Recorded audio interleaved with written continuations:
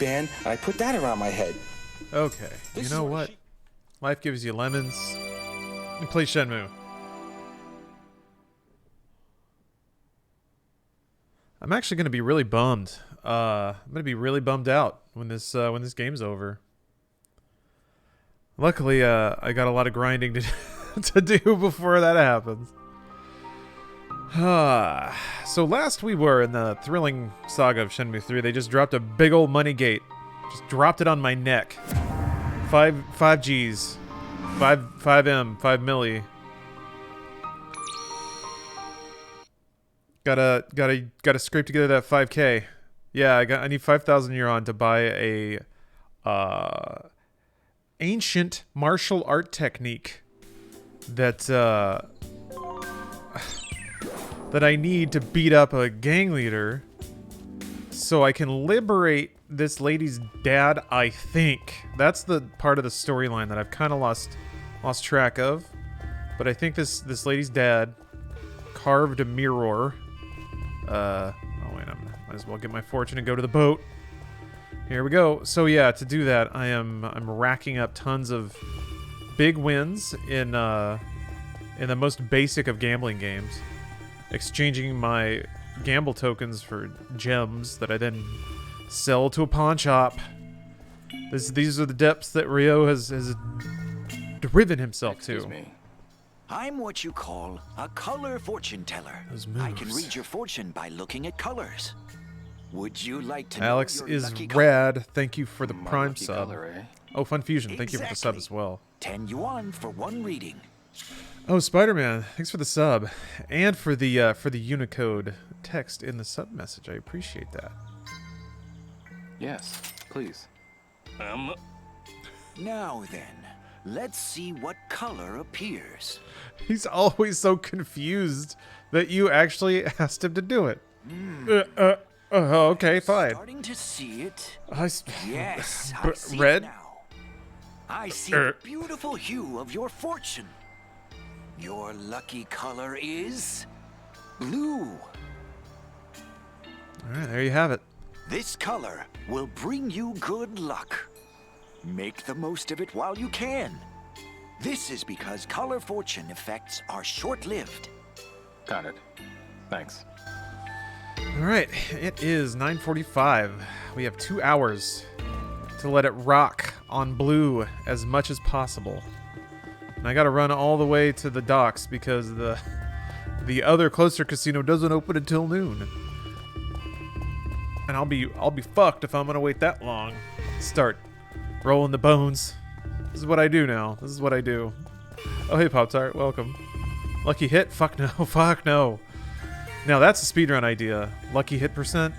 That's the only way you're allowed to earn money is lucky hit. That might actually be impossible. That might be the most RNG run ever. Okay. Oh, slowing down. Take that corner carefully, Rio. You can play Monster Hunter Rise.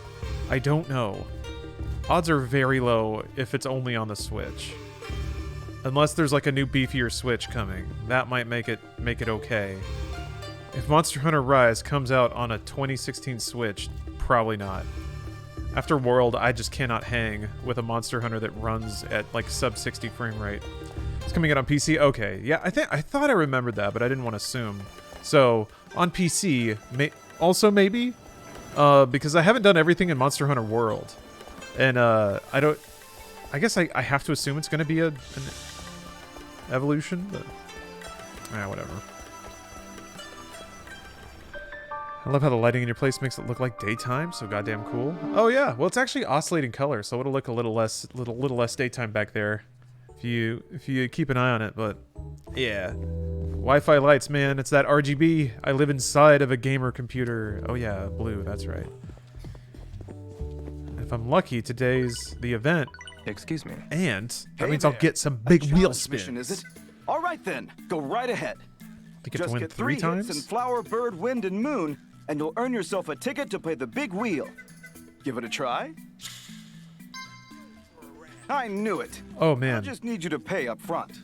when it comes to living in an RGB world, Okay. holy fuck, this guy with this. So, which one do you want to bet on? I saw the most coolest controller I've ever seen in my life today. Chat bets. The odds are weighted. I guess somebody did suggest like blue or not blue might be good. That. Flower. But hold on a minute. This is gonna seem like advertising, but it's not. I swear. The best is yet to come. Let's start another As soon round. as I find what I was gonna click on. Oh, here we go. I knew it. I'll just need you to pay up front. Yeah, you read me, bro. Okay. So, All right. which one do you want to bet on? Check this shit out. This is the coolest thing, and I need it. The Azeron. It's like a cyber glove that you stick your hand into, and then like there's buttons down, up, and forward, kind of. So there's like 26 buttons in there, and you can just. So I need that. I need it because I'm gonna look cool as hell. I'm gonna look cool as hell. And yeah, you can customize all the colors and stuff. This really seems like I'm plugging it. I haven't used it yet, but I think I need it. I think I need it. Yeah, they're hack. Oh fuck! Yeah, they're hacker gloves for sure. Shit. Well, maybe I'll win. Here it goes. I clicked on the window and I threw down on red. Yeah, it's a Lawrence Sonntag product for sure. Oh. Is it possible to do a controller and mouse setup on PC? Sure, yeah. Unfortunately, you missed. The best is yet to come. There's a... Let's start another round. I know a fair amount of people that... Well, not a fair amount. I've heard of. I'll just need People you to pay playing first-person shooter using the stick for movement, but then using mouse to aim. It's kind of the best of both worlds. Okay. So, which one do you want to bet on? This one. That thing has a stick on it, so yeah, you could use... Here it goes. in first-person shooters, you could move with stick and then aim with mouse.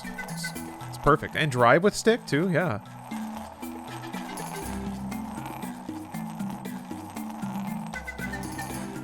Can't stand driving with keyboard. It's not great. Keyboard is not for driving. Fuck. They have analog keyboards now that solve those problems? Oh. Yeah, I guess an analog WASD would do it. Oh no, that's too bad.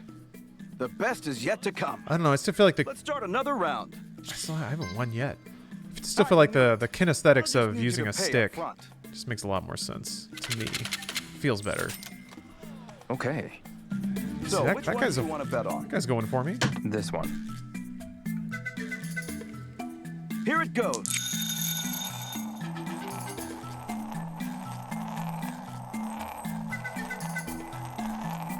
Yeah, I've never really had like a Naga or anything like that for MMOs. And when I look at that, I just see my grid of you know, abilities in Final Fantasy XIV. Fuck me. Rough day, rough day. Unfortunately, you missed. The best is yet to come. Use Let's the start controller for another everything round. in GT until it's time to start shooting, then it's mouse keyboard. That's exactly how I played I too. knew it. I'll just need you to pay up front. It's the best way. But a stupid gadget like that, Okay. and So, which one do you want to bet on? This one. and I wouldn't have to do anything. I got it all at my fingertips, Here literally. it goes. Oh, Silverhand, thanks for gifting a sub.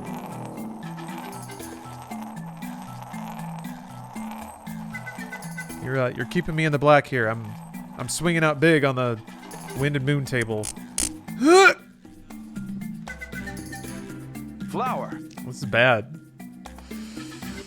Oh no, that's too bad. His oh no does seem Best is genuine. yet to come. It does take the start sting another away. round. I'm gonna be down right now. I knew it.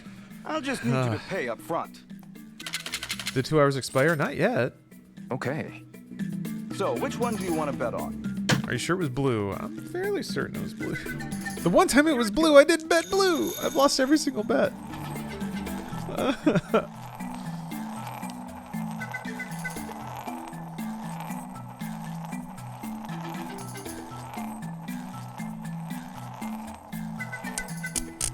Oh, come on. For real? Flower. Unfortunately, you missed. I did. The best is yet to come. Let's start another round. It's still technically in. I knew it. I'll just need you to pay up front. I'd like to make some of my money back. Okay. So, which one do you want to bet on? Here it Shenmue's goes. that game that purposefully drags things out so you can't refund it in the time frame. I mean, you can't, it's just like real life, though.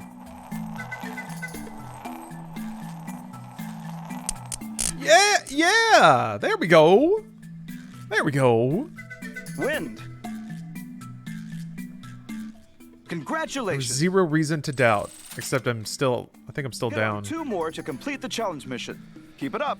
I think I'm out of time. I actually got to go re-up Maybe my, some other time. Thank you so much. You've yet to complete your mission, but all of your hits from today are still valid. thank Be sure God. to stop by for another challenge. Ooh, I had a little crowd going. That's what happens when you get lost in the reverie of joyful gambling.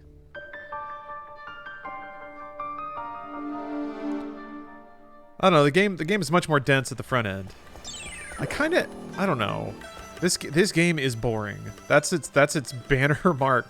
So somehow, for some reason, when the game is like, guess what? It's going to be arbitrarily more boring. I'm just kind of like, good. You're only becoming more of what you are. And yeah, I'm gonna put in a fork shift. Hi, Mr. Dutching. Hey, bud. I feel bad Came at a good time. Want to do some work? burning my morning away, so I gotta Sure. earn some money the honest Oh, way. great. I could really use the help. Let's get started then. Hey, what's up, 420 Santa? The cargo I marked on your map goes into this warehouse.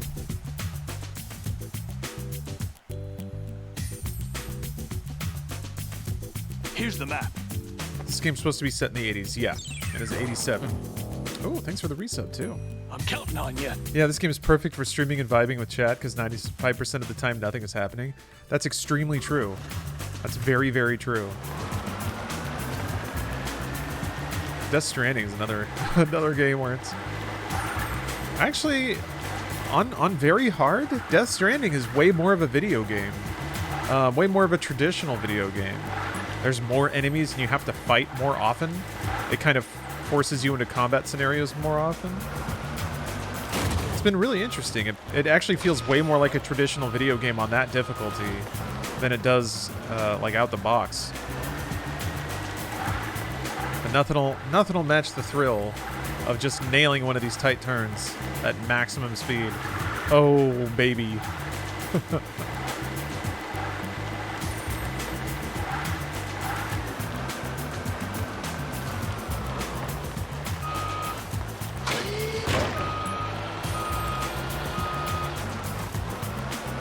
Shenmue just feels like a silly meme. It kind of is.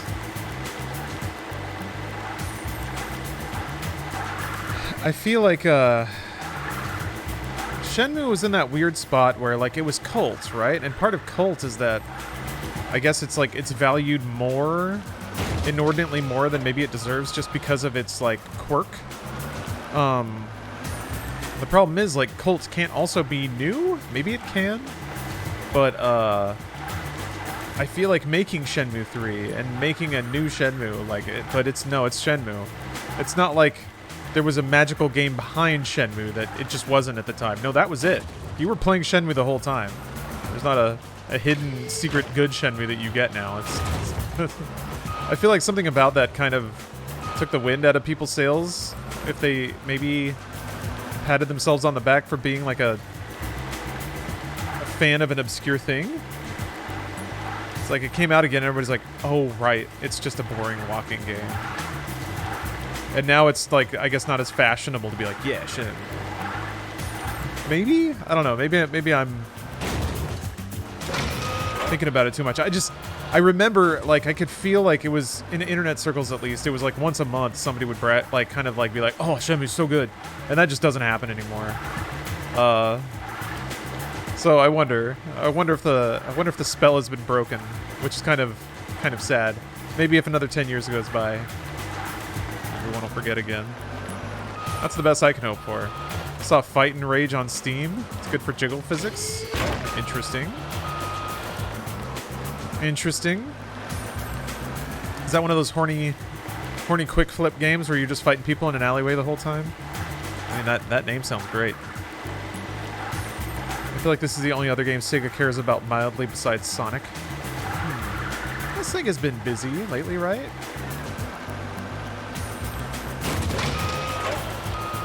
What's Sega been up to? Fighting Rage is indeed good, can confirm. It's a pretty cool beat 'em up. Alright. Last beat 'em up I really got into was Streets of Rage 4. And actually I intended on running that again with other characters. I did with a few of them. It turns out that Axel is actually the hardest character. And it's also the default, so I was an idiot there. But whatever, got the hardest thing out of the way, I guess.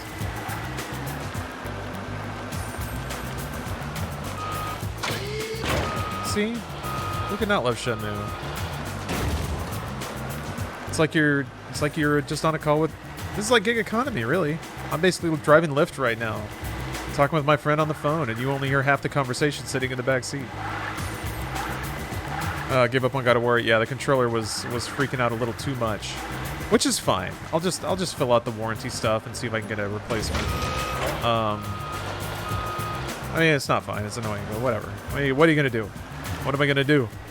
Complain about having a PS5? Not this guy. Not tonight. Not when I got Shenmue 3. Yeah, it's a PS5 controller. Yeah. I saw people actually in chat suggesting using a PS4 controller, which is a good idea, but I don't want to go find it. I kind of packed that away because I was like, actually, no, because yeah, 13 Sentinels is on PS5, so I was like, there's actually nothing on PS4 that I want to wrap up. I'm pretty good moving on. Abraham this year, hello. Currently studying for Linux and watching your stream. Ooh, Linux is fun. I'm gonna get that earworm, get that mind poison. Pre-made OSs are for casuals. I should have to. Actually, I might have to be dicking with Linux pretty soon. Okay, so I have this art project where I have a tablet, and I loaded it up with all these really cool like video game GIFs. And then I mount it into a frame and like drill a hole in the frame, run a cord through it, and then basically I just have a like a little GIF picture frame. However, the tablet keeps fucking freezing up, like the app crashes. And I've like tried this with a variety of apps and a variety of different tablet hardware. I have yet to find a single tablet that can run a single image program for like more than a week without locking up or having a memory leak or some shit. So now I'm thinking I gotta go Raspberry Pi with it. I gotta get like a little square display and install an OS and just have it find a slideshow program and just have it loop images.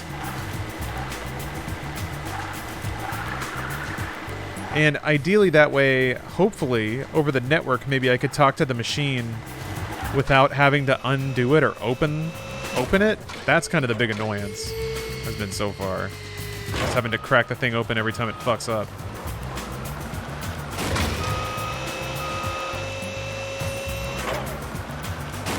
It wasn't supposed to. It was supposed to just run forever without any maintenance. I have a suspicion that at some point this year, Sega will be bought out by Microsoft. Yeah, that's been rumored, right? I mean, since Microsoft basically said that they were going to keep buying companies, I think, yeah, Sega's name has come up. I mean, they already got Bethesda, which is huge. I guess Sega's the biggest name that I remember people rumoring about.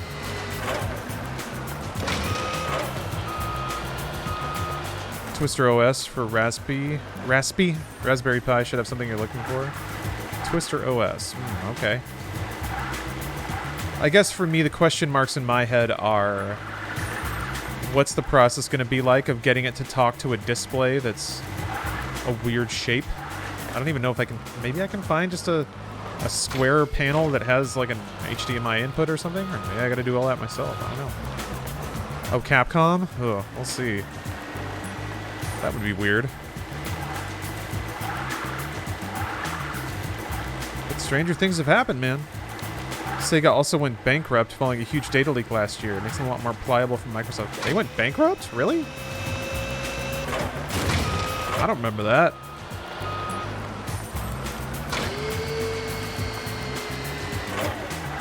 Yeah, Capcom is actually probably too expensive. Because for them, they have properties that are not just games. They've got movie properties, big ones. Resident Evil is a big media property. So is Monster Hunter. Damn it. Don't go up first. Why does that happen? Fuck you, dude! We could have gotten another package. I don't know why he does that. I wish he wouldn't. He always raises it up. Great job, buddy. This port is crazy, but you still met the quota. I'm gonna have to give you a little extra. Oh, for Lou Bear, this. thank you for the Prime. Got it. Thanks. Would Capcom be valued higher than Bethesda, though? I think so, yes. Come on back, you hear? Because it's not just the sales of their see you later. games. I mean, there was a Doom movie, but that was before id was acquired. So I guess there's still like Doom movie rights. Yeah, I mean, there's movie rights to all properties. They could do an Elder Scrolls movie. That'd probably be something. But until they make it and until they option it, it doesn't matter. Whereas Capcom has properties that have been media properties and have earned revenue already. And I think that does actually jack up the price. So I bring that up because that was one of the things that I learned about Konami, is that when there were rumors they were going to get acquired, the biggest thing that shot it down was the fact that Konami had games that were tied to movie properties. So they had like multi-million-dollar worldwide entertainment properties, and you have to buy all of those when you buy the company. Yeah, ZeniMax was 8.5 billion.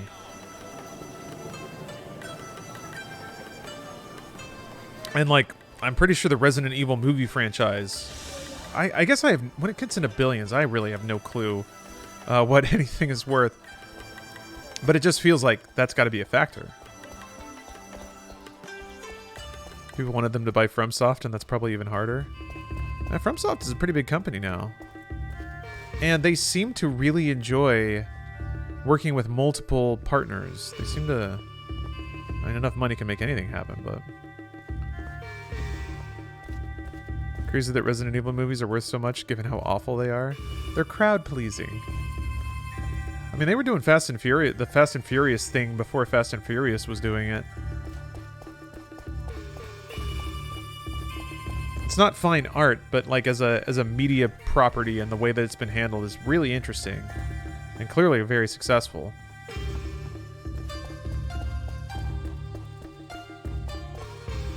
What does ZeniMax actually produce? They own Bethesda, but what else does that company do besides games? Yeah, it's just games, right? Which is not a bad thing, but yeah, when it comes to company valuation, it makes them easier to buy. Oh, that Sony will buy FromSoft? I hope not, too. It would be... If Sony were kind of a little kinder to PC, and they're getting there, I wouldn't mind. That's just me being... That's me being selfish, though. I mean, from what I've heard, from like little bits and pieces, Sony's actually a really patient and good publishing partner. That they're remarkably patient and willing to stick by like I'm what you call creators' a color visions and stuff like that. fortune teller. I can read your fortune by looking at color. Would you? Exact. Yes. Now then. I see. You're blue. Great. This is. Got it. They did let Death Stranding happen? Yeah? That's a really good point. Oh, no, wait. Well, yeah, I guess Sony published Death Stranding on the PlayStation, but they didn't publish it on every platform. But Sony also says no anime titties. Yeah. It's weird. Sony is like... They're weirdly, liberal in terms of like the... In terms of treating the platform that they own as an artistic platform and using it that way. But then oddly conservative when it comes to market positioning and stuff like that. I guess it's the right people running the right parts of the business. Conservative people are running the business part. The arty people are running the art part.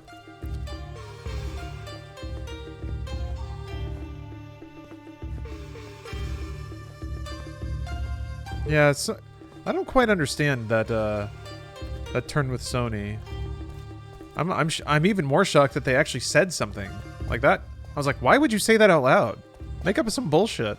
That's what everyone else does. So I was like, well, I respect that you just said it. like Sony doesn't say anything about their internal policies either. They're remarkably kind of austere. So I thought it was super strange that they just straight up copped to it. They basically just said that I think in the West or in general, I can't remember the exact quote, so I don't want to take it too far out of context, but they basically said that they were going to police the sexual content of some of their games. Hey there. A challenge mission, is it? Like as a All right platform then, holder. Go right ahead. Just get 3 hits in Flower, Bird, Wind, and Moon, and you'll earn your... Give it a try. Yeah. I knew... Okay. So, which one do you want to bet on? This one. Yeah, basically Sony said titties aren't family friendly. Exactly, Garrett. Here it goes. Which is, again, very weird because they're not a family-friendly brand. They put out The Last of Us Part 2. That's not a titty game, but it's not for kids. I don't know. That shit doesn't make sense to me. That's a very Western thinking. Wind. You can see Congratulations. somebody get burned alive, but god dare you see a titty. Just one more to go. You're almost there. Don't let up now. They're American? knew it. Was it Sony of I just need America you to that pay said up that? front. Yeah, maybe. Again, I don't remember the super details So, of which it. one do you want to bet on? I do remember This one. with Caden actually producing a video on Inside Gaming about Here that. it Basically, goes. when Sony started saying that, I was like, "This is strange and weird." But Caden's research was actually really good. She turned up a ton of like beats in history where people just suddenly decided that sex was bad, and went ew. And granted, I don't think this is I don't think PlayStation as a company represents some big cultural movement, but there is a weird Unfortunately, you puritanical missed. movement. The best is yet to come. Kind of. Let's start another round. I knew it. I'll just need you to pay up front. I'm Swedish, so can't relate. Yeah, it's. We're all horny as fuck. Yeah, I wish. So, which one do you want to bet on? It's so strange, and Here it goes. I think I would miss it if it went away. That weird American mix of like celebrating excess and hedonism, but also demonizing sex, really. Or just generally being uncomfortable about it. I guess that's kind of what it is. Yeah. Wind.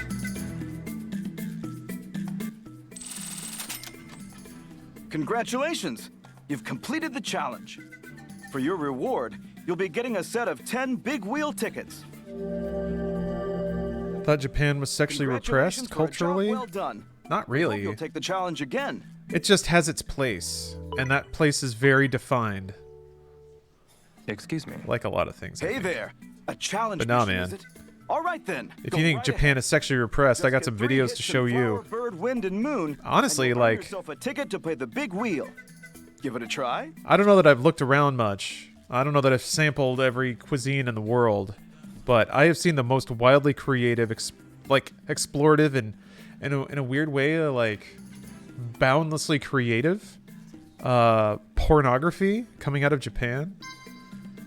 I knew it. They get in the I'll just headspace, need you to man. pay up front. They really like diving in there and like really changing the math at a very low level and creating like entirely new narratives and fantasies based on that.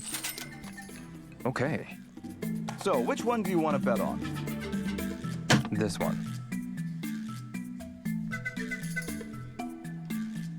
Here it goes. Has the Eddie kicked in yet? Not really, no. I'm just rolling the balls. Aren't Japanese porn stars outcasts? Not really, no. I thought it was the opposite. I thought it was actually pretty acceptable to move into and out of adult entertainment. It doesn't brand you like it does in the West. Wind. That was my impression. Congratulations. Hit on 2 more to complete the challenge Oh, mission. wait, you can do it more than once? How many tickets am I going to get here? I knew it. Hey, what's up, I just Iceman? need you to pay up front. Okay. So, which one do you want to bet on? This one. Japanese culture is the horniest culture on Earth, but at the same time, I think they're sexually repressed to the point the government is installing programs to force them to start procreating. Oh, okay. So, Here it goes. okay, I see. I would say there's a difference between being sexually repressed and not fucking other humans. But yeah, I could see how those would be Yeah, I could see where you're coming from. Now, there's a variety of fascinating social issues that have led to a declining birth rate. I don't know that means the entire country has had a decrease in libido or something like that. Congratulations. I mean, Just one more to go. You're almost there. I think socially, Hold up now. Japan's about 15 years ahead of everybody else. Declining birth rates are a thing in developed nations, and everyone else is just gonna get there later. So I don't know that that's just Japan's so weird. I think it's more like, it seems like it's trending that way most places, but I could be wrong. You know, I'm not a sociologist. People are sick of the dating dance, and that leads to not fucking and getting married and having kids. Yeah. I knew it. I'll just need you to. Don't they have some issues with how they treat women in Japan too? Yes. So that's absolutely a factor. In the past, so this is just based on some anecdotal reading that I've done, but in the past, like, couple of decades, women, you know, are now allowed to have jobs and allowed to work, and they're allowed to sort of step outside of the traditional gender roles that have been in place in Japan for a lot longer than a lot of other places. And the counterpart to that is now women can earn their own money, and Okay. a lot of women in Japan would rather like work on their careers than have to date dudes that want to stay at home and watch anime or something like that. So, Here it goes. I remember reading an article that was examining the explosion of like mobile dating sims. That it was basically like a cultural wave, and it was in tandem with that analyzing this entire subsect of Japanese culture, which is these young female professionals Wind. that to a point are just like, I don't want to deal with guys because they all fucking suck. Congratulations. You've completed the challenge.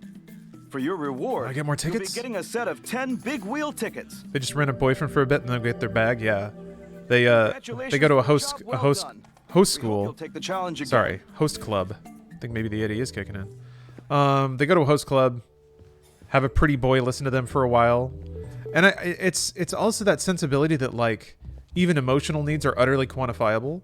And it's funny how like Japanese people, and again I'm stereotyping, but we'll talk about their own emotions as just like groceries. I'll be like, yeah, I go here. It makes me feel heard. It makes me feel felt.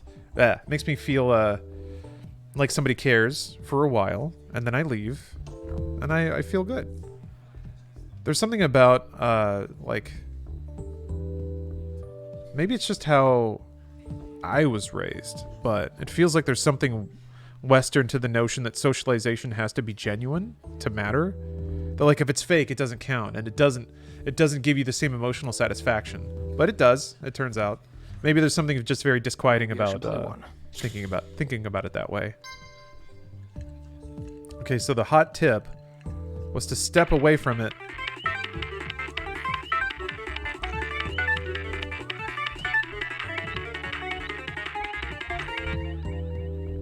I'll pass. And then hit it with a max meter. Maybe I should play one. Drinking work culture too also plays into people opening up and speaking their mind after having a few. Yeah, that stuff is wild. It was I only got to kind of see it in action once. I was in Tokyo on a Friday. And yeah, there was like the wacky hour. And that was it. It was an hour. And there were like businessmen slapping each other and giggling and tickling and like dudes in suits waiting for the train, and then they left, and that was it. Zoomp. We are allowed to be fun, or we're allowed to have fun. This one window, and then it's over. Then it's back to work. Crazy. Let the men go out and get absolutely plastered after work. Yes, that is a routine thing. That's the window you're allowed to be yourself. You're allowed to actually talk about anything in your private life. Everything at work is at work. That's the window where you're allowed to socialize, and then it's off to your private life. That's more or less what was laid out to me by we met up with a friend of Stephanie's who had been working there living there for like years and years, and that's how they described it. Oh, pass that in your suit at the train station drunk? I didn't see any of that. I did see like people stumbling and things. Honestly, like the feeling that I got is just the vibe off the street. I don't think people like weren't actually drinking that much, or it's just I'm a big American boy and I can handle a bit more drink. But to me, it was like 1-2 beers maybe, and people were acting just wacky. And I think it's because that's just That's just the feeling of it. Like that's when everyone's allowed to cut loose. So they get into a wacky mode. They get into like they're allowed to be silly and expressive, and they try to like cram it all in. So it kind of just all uncorks and it comes out, and it's kind of a huge show because that's kind of the only place that's like the pressure valve. It's all right there. Maybe you were in more tourist areas too. That's possible, you know. This is just the vibe that I got. Is it has less to do with actually getting shit-faced and more to do with, like, this is the one time of the week we're actually allowed to play. Allowed to... Oops. I probably waited way too long. Oh, never mind. I'm not on not on that other table anymore. All right, here we go. Here we go.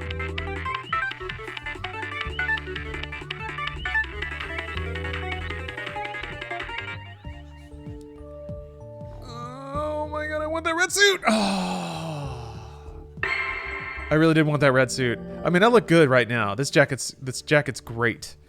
I'm not going to complain about this jacket, but God, that red suit looks so great. Let's try it again.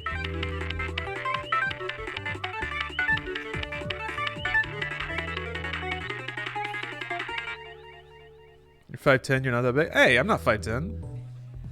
I'm taller than that. In comparison to general Nipponese populace, you're bigger. Yeah. Make me out to be Tom Cruise over here. The jacket cost you so much. It really did. And it cost me a lot right before I had to go buy something very expensive. It was poorly timed all around. It's odd. It's still going... That's right. Itty bitty baby. No! I won't Habib it. I'm gonna see if I can adjust. See if I can get it back.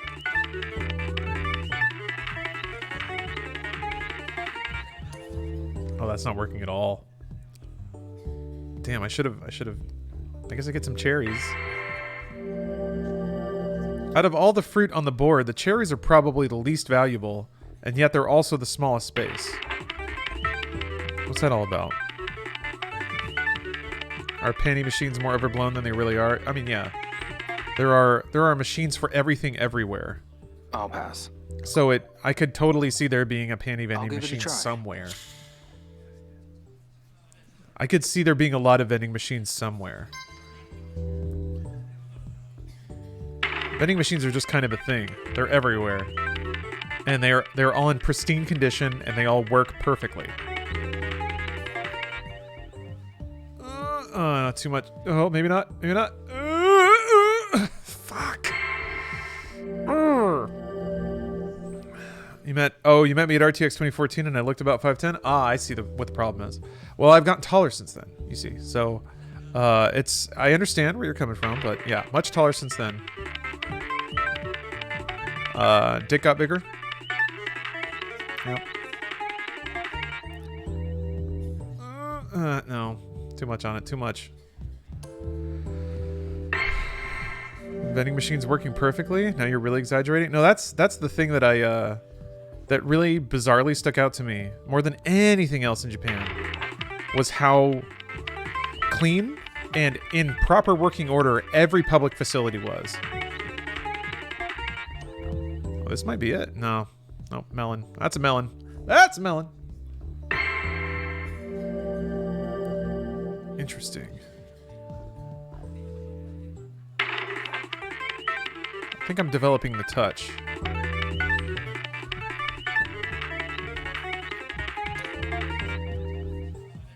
I'm not developing the touch at all. Never mind. Nagel Bagel, thank you.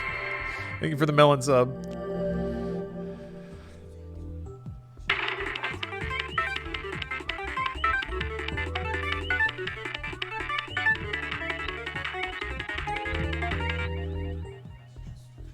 I'll come back later. Maybe I should play one. Look at that red suit.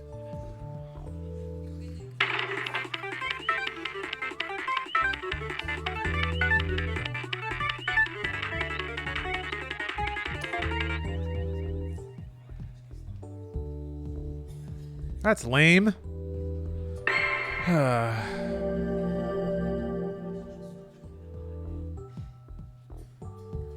don't want more melons. Let's go for a round.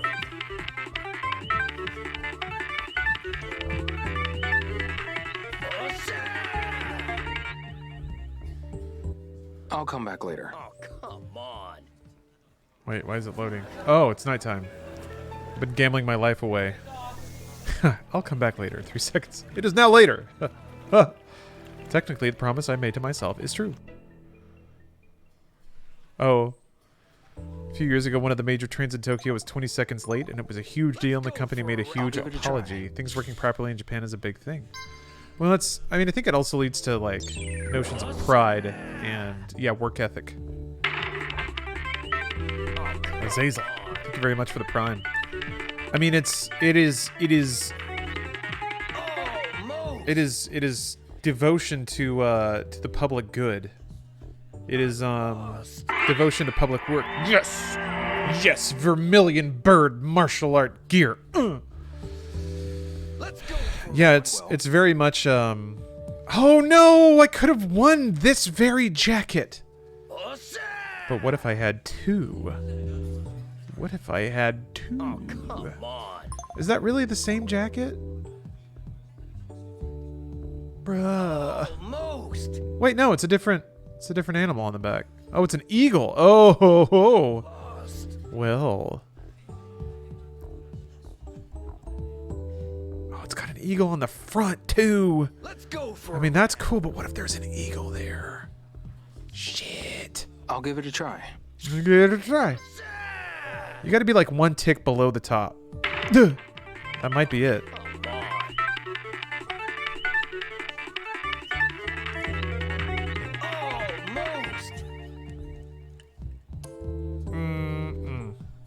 I lost. Have you played Greedfall at all? I have not, actually. I'm curious about it, though. I think I will check it out. Greedfall, that's...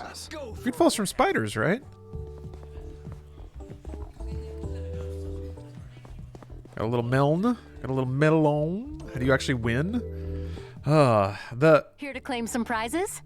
The closest thing I've found, and this was a recommendation from Chad, is to step away from it with the meter directly on the prize We've got slice. Tons of great prizes. And then roll it with the meter at max once you come back. You'll And find something you some of the like. time, most of the time, you win. It's very, very mediocre, and I've just barely compelled enough to finish it. That sounds like a Spiders game. There's a certain magic to Spiders. I don't know what it is. It's not good. It's never good. But it's like, it's ambitious, you know? It's provocative. Oh, I need to, hold on. Yeah, I need some. That's your choice? You've got excellent taste.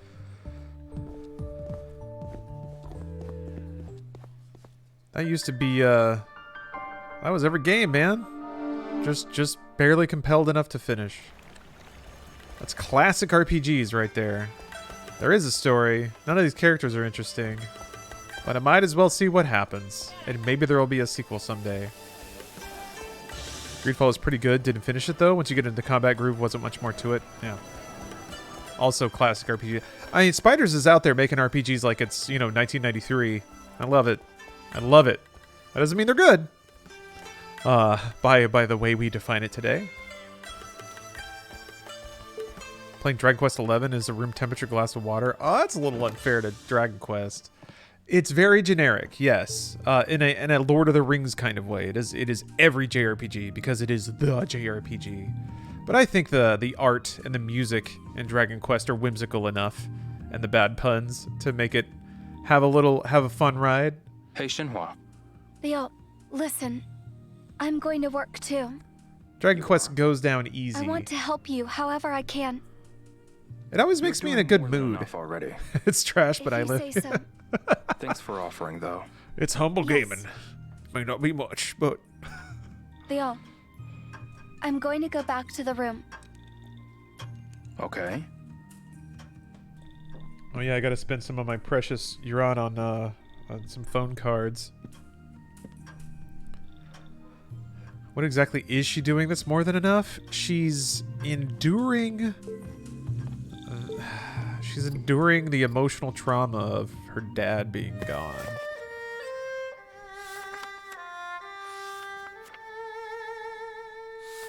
Wait. Minliang Tan is like the CEO of Razer. Did you have to pay a ton of money to get your name in the guest book?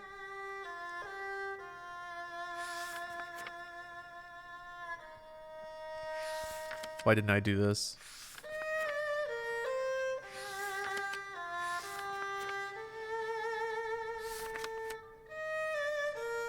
Yeah, I think these are backer names.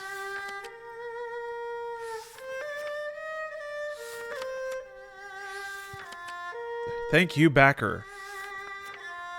Aw, okay.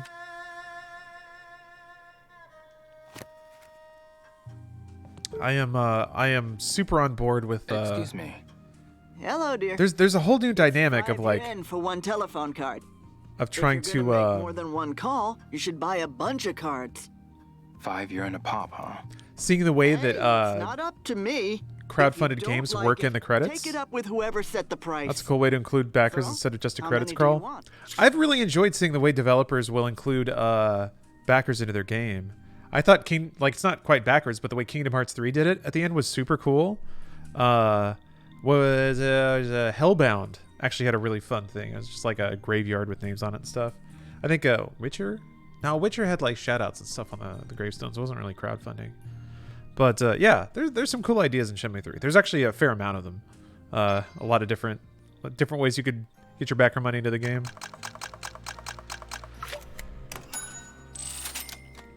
Yeah, thanks. You're welcome. If you're gonna make more than one call, you should buy a bunch of cards. That is great advice. She says to the guy who just bought 10. Shovel Knight was cool. How did Shovel Knight do it? Okay.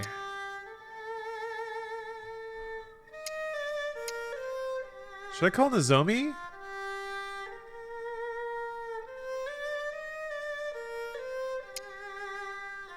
I don't think I've talked to Ine-san at all. No, I think I did. I asked her about Fukusan. That's right. I don't know who Masayuki Fukuhara is, but I'm gonna call Nozomi. This is gonna get awkward. Call the girl that yelled at you for being a damn weirdo. That's okay. You know what? We'll do an awkward sandwich. I will call the biggest air quotes in the world love interests from Shenmue 1 and 2 in succession. We're gonna do it. We have the strength, we have the power, we have the concentration, we have the social endurance to withstand these calls. Ryo's gonna do great. He's not gonna embarrass himself or make anyone else's night very weird. Hello? Harasaki. Hazuki? Yeah, Oh, hi. You sound good. I'm doing good. Are you still in China? Yeah. You aren't getting into trouble, are you? Is everything okay? Yeah. There's nothing to worry about. Aw. Should I talk to her about martial arts? I still like beating people up. I shouldn't, right? Friends? Yeah, it should be friends. Let's talk about our friends. I have Shenhua with me, so there's nothing to worry about. What? A friend I made in Guiling. A friend, huh? Yeah. It really helps having a local around. Yeah, I could see that. The absolute first thing he does is talk Finally about made some another friends girl. in Canada, and I'm having more fun at school. Yeah, tell him about your new That's good to hear. friends, Nozomi. Yeah, but I can't really compare my situation to yours. Harasaki. Your travels are much harder than mine. I doubt you're having much fun at all. I'll be fine, Harasaki. And I do find time to have fun now and then. Really? Sure. I see unusual things and learn new techniques. All of that is fun for me. Oh, I'm relieved to hear that. This friend is that Shenhua, right? Yeah, pretty much. We're like traveling buddies right now. Damn it, Ryo. I see. You must really get along well. I guess so. Is Shenhua a martial artist like you? No, not really. I see. I'd love to meet this Shenhua someday. Yeah, that'd be fun. I hope you get the chance to. Me too. I'd be curious to meet someone you get along with so well. Is Shenhua anything like Sakurada? What do you mean? Or maybe Shenhua is more like Goro from the harbor. No, not exactly. Something wrong, Hazuki? Shenhua is... She's what? Don't ruin this. actually... Don't fuck it up. Nozomi? Ah! Give me a hand here? Oh, my mother is calling for me. I see. Wow. Can you call me back later? Bailed. Sure. I can do that. There is so much more I want to ask you. All right. Talk soon. For the first time, Ryo's awkward stammering actually saved him. Yeah, saved by the damn bell. Call her back right now. No. I'm gonna let that sit. I'm gonna let it marinate. I'm gonna call Joy. She's gonna scream at me. I think I've already asked her 2 of the things. Oh, hey, Jez. Welcome. Everything's a chore for poor Ryo. Yeah. Everything exhausts this man. Hello? Joy? Except fighting. Ryo? And horse dance. Yeah. And What's eating up? garlic. I don't know who Wong is. How's Wong doing? Wong? He's fine. That's good to hear. What? You worried about him or something? He really helped me out a lot. And I didn't? You were a huge help too, Joy. I really appreciate everything you did. Now you tell me. But you're an adult, right? Wong is just a kid, and yet All right. he did so much for us. They had their short round. Well, he's fine. But you know his story, don't you? What do you mean? He survives by stealing people's bags when the need arises. Oh, right. I remember that now. He's tough. That kid can take care of himself. True. Anyway, I'll call again sometime. Yep. I won't get my hopes up. I'd be more worried if you did. Ugh. Damn you, Dio. Well, whatever. It's just a fun don't exchange get they hurt. have. It's fun. Okay. I'll be careful. It's fun. They have fun together. It's fun. That could have been worse. I'm not gonna lie. That could have been a lot I should worse. call it quits for today. Ryo has bombed far harder on the phone than he just did. So, which is not to say it was a success. Very few things Ryo does are successes. It has been a lot worse, yeah. I did not... I mean, I was frustrated with him. You know what's weird? I feel very similarly towards Ryo that I do towards Sonic the Hedgehog. I feel like they both mean very well. And he's even got kind of the hair, really. But they both have a lot of energy. They both seem to not just really grasp certain things just yet. Which is fine. They're both young. He's your illegitimate son. I think of them as both my high energy, special needs children. Sega somehow has given me many children to look after, and I care deeply for them.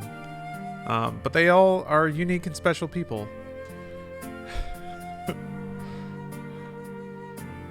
Don't you dare insult Sonic by comparing him to Ryo. I could see them being related.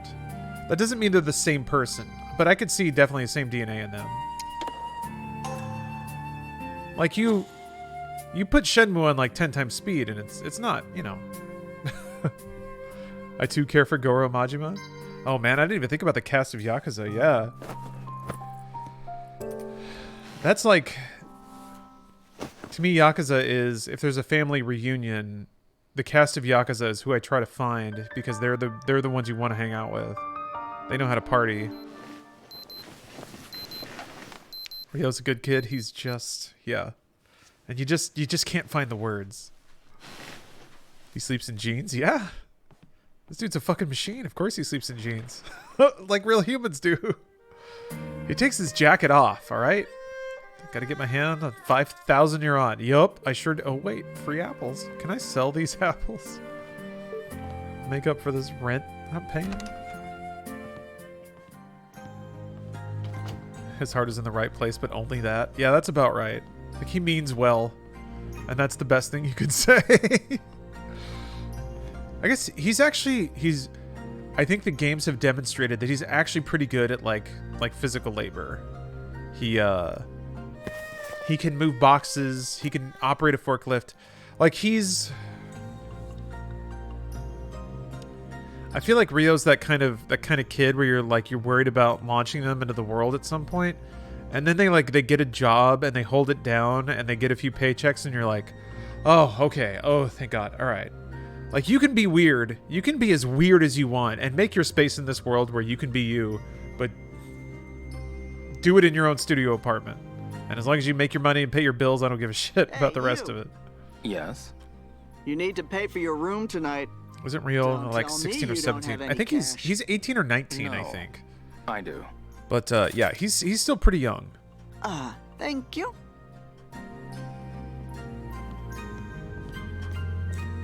You gonna play Final Fantasy Good 13 morning, for Leo. Weeaboo Wednesday again? Morning. Probably. Did you get enough rest? I don't know about next Wednesday. Did you? Yes, I did. Good. I'm going to head out then. But I don't think I'm done Okay, playing Final take Fantasy care. 13. You too. I've been bizarrely charmed by that game the second time around. I don't know what it is. It's very strange. It may just be pure nostalgia, and the fact that I don't know. I'm in such a different headspace playing it now. Tell you spoke to your ex-girlfriends last night. Rio wouldn't even register that that's a thing to bring up. He would casually mention it, disconnected to anything else important. He works, but he doesn't function socially well. Yeah. That's kind of it. It's like you at least get the rules of a job, and in this world, that's the minimum. Like that's the bar you have to vault over. Anything else is just let your freak flag fly. Excuse me. 13's a fun game to play in hindsight, kind of like Resident Evil 6. Yeah, I honestly, I thought the Resident Evil 6 was beautiful when it came out, but no one in my orbit would tolerate that shit. And playing it alone is just kind of a constant reminder of how much fun you could be having if only there was somebody that could understand that game's wavelength. So I'm very glad I get to play it now. Should play 10-2 as well. I think I should actually. I've been thinking about 10-2 a lot lately. What's the one like kind of mainline Final Fantasy I've never played? Who's in 13? That's Lightning and Zaz and Hope and Snow and Fang and Vanille. Am I forgetting anyone? I think that might have been most of the cast. There's probably someone in there. You mean the wavelength of being a meme of a Michael Bay movie? Yes. Yes, exactly. That's exactly what I mean. Excuse me. I'm what you call a color. Would you? My... Exact. Yes. Now. That's one thing to be able to enjoy a Michael Bay film.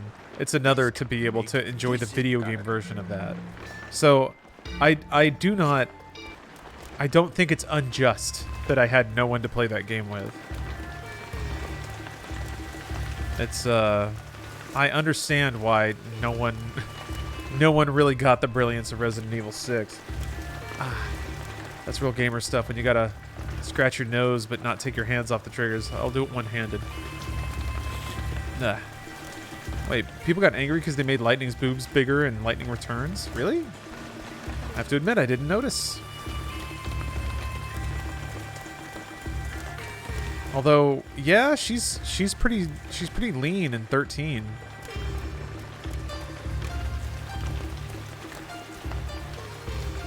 I would, because they have her in a variety of like elegant ball gowns and dresses. So I'm gonna guess just as a fashion thing, they may have filled her form out a little bit.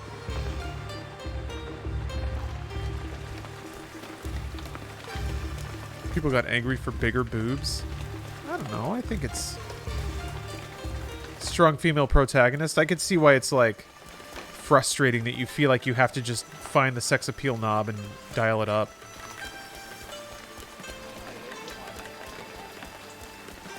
I mean, I rolled my eyes a bit at and I bring this up a fair amount, but at Edie's juicy rack in Mass Effect 3, that was a bit much. As is a man who loves titties. Nay, is a man who loves cyber titties. Even I was like, okay, all right, come on. Excuse me. Hey there. Just give it a try. Remember, there's more than one group of people who can be mad about things. That's true. I knew. And often with the way the internet goes, if 10 people are mad about which something, one do you wanna bet it on? suddenly gets talked about like it's a movement, a cultural phenomenon. Here it goes.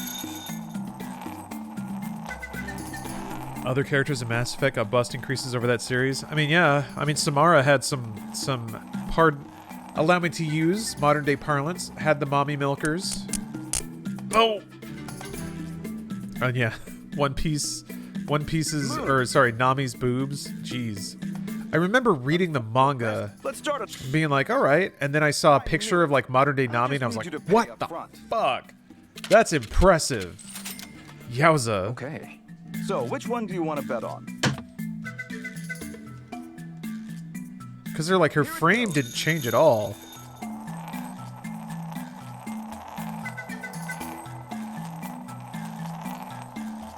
People get angry over anything, especially titties and women's bodies. Yeah, that's true. Arguing about lady lumps is a time-honored tradition. Damn it! It wants to go to red so bad. Moon. Unfortunately, Matriarch Benezia had some milkers. the best. Let's start it. Yeah, Mass Effect really likes their knew it. matronly titties, don't they? I swear to God, if enough time goes by, it will become embarrassingly apparent that So, Mass which Effect one is do you just wanna a bet on? dumbass, stupid 14-year-old male fantasy. And I still like it, but man, it's a grizzled dude with a bald head. No personality, saves the galaxy and bones alien chick. I mean, it is kind of Star Trek-y, now that I think about it. I love it for that, but man. Ugh, fucking, what is this moon? Moon. 3 moons in a row. Oh no. The best. Let's That start is too bad. I knew.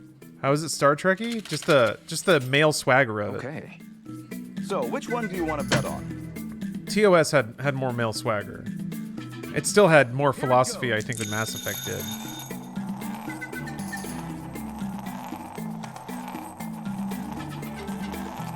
Let's go Moon. Ah, I should have gone Moon. What if it's not Moon, though? Ha ha ha! Oh. Flower. Congratulations. Hit on 2 more to complete. Damn it. I knew it. Okay. So, which one do you want to bet on? I didn't look at the time. I don't know how much. I don't know how. Why didn't I look? Here it goes. I love it because it's basically Gears of War in space with more story. Yeah, that's true. That's a good way to describe it. And you get to bang.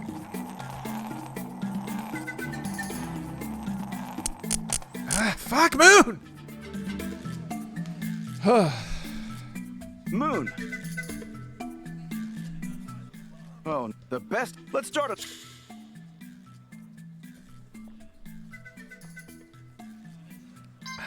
I don't know. I knew it. Okay. So, which one do you want to bet on? You get to bang Garrus. Here it goes. Garrus is just Batman or the Punisher. Well, I mean, who wouldn't want to bang Batman or the Punisher mixed into one character?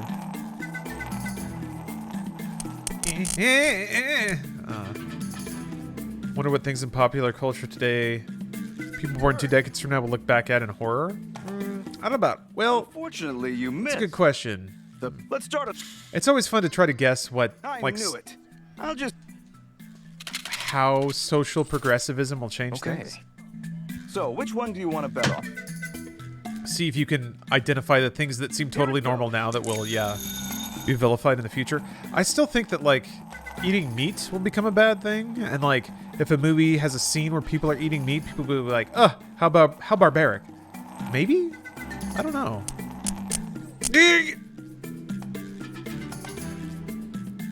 Wind. The best. Let's start it. I knew. Okay. So, which one do you want to bet on? That's a big doubt. 20 years. Yeah, I don't know. Gas-powered cars, maybe. I mean, use of gender or implication of gender roles. That seems to be the thing that's kind of the march right now. I enjoy watching like millennial era rom-coms because they are such a mix of like being playfully progressive but seriously actually just being the same old bullshit. It's that lip service towards cultural progressivism that I find so amusing. Maybe some. Thank you. And yeah, 20 years seems to be about the wraparound, so I've been watching a lot of like stuff from the early Y2K era. It's great. It's great. Oh, it's so bad. It's so soulless. So empty. That blue ass. I think I broke even, maybe. Also, I gotta fence all my jewels at the pawn shop. Trans rights and sensitivity is the big cultural hurdle, like gay rights in the 80s to 90s with the AIDS and 2000s with general acceptance and normalization. I agree. I feel like that's an accurate read. That's how it... So, I mean, I'm speaking more from the United States perspective, and that is basically like what I see on social media is what informs that, but I agree with that perspective from where I'm at. Yeah. More empty than current content? Oh, yeah. Yes. Very much so. Oh, name some? They all have such generic names.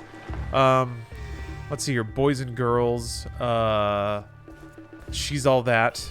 Things like that. Anything with Freddie Prinze Jr. Basically a good role. I saw Never Been Kissed. That was actually kind of charming because Drew Barrymore is just a delight. What else? Well, I think I'd have to look it up. They're all just so cotton candy. That's the thing. They're all so samey and boring that none of them actually stick out of my mind, really. Oh, it's Poland and many European countries too. Okay. So yeah, I guess it's a worldwide phenomenon. 10 Things I Hate About You. I mean, yeah, but that one's just great. That movie's just great in general. That's also just a teensy bit too early. Oh, I just realized I need to watch, like, this is more 2010s, but that the pairing of movies that came out right next to each other was like Friends with Benefits and No Strings Attached. It's like the same movie made by two different production companies at the same time. 10 yuan for one reading. Yes. Now then. Big Bang Theory pretends to sometimes have this equal gender perspective so often is disproven by the misogynist treatment of women. I see. You mean in the shoe? Green. Or shoe. In the show. This is Got it. Green. And go to the other casino. And it is, let's see here, 11:20? All right. 11:20. I don't know why I said that. It's not open. Crap. It opens at noon. Guess I'll come back later. There's a pawn shop at the end of the stretch. In Scandinavia, we're like 5 years ahead of the US and UK when it comes to gender conversation. Yeah, some people got there earlier, which is nice. Hello. I'm looking for a stolen scripture. So we know what to look forward to, basically. We don't buy things like that here. For starters, most of my I've never... Understood. Is that... You don't... Oh, yeah. You could also... I have to see that every These time. are the items.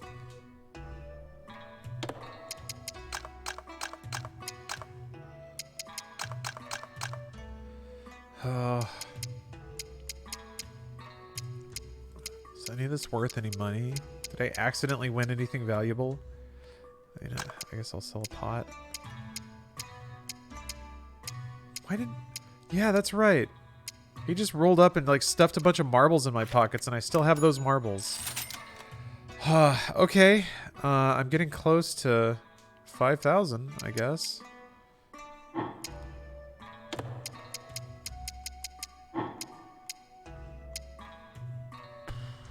Jeez. Sorry if I can't offer much.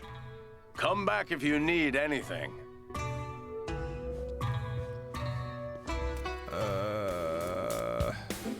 Have to wait for the thing to open. The US frustratingly feels behind in almost every societal metric, but maybe that's just because I'm American.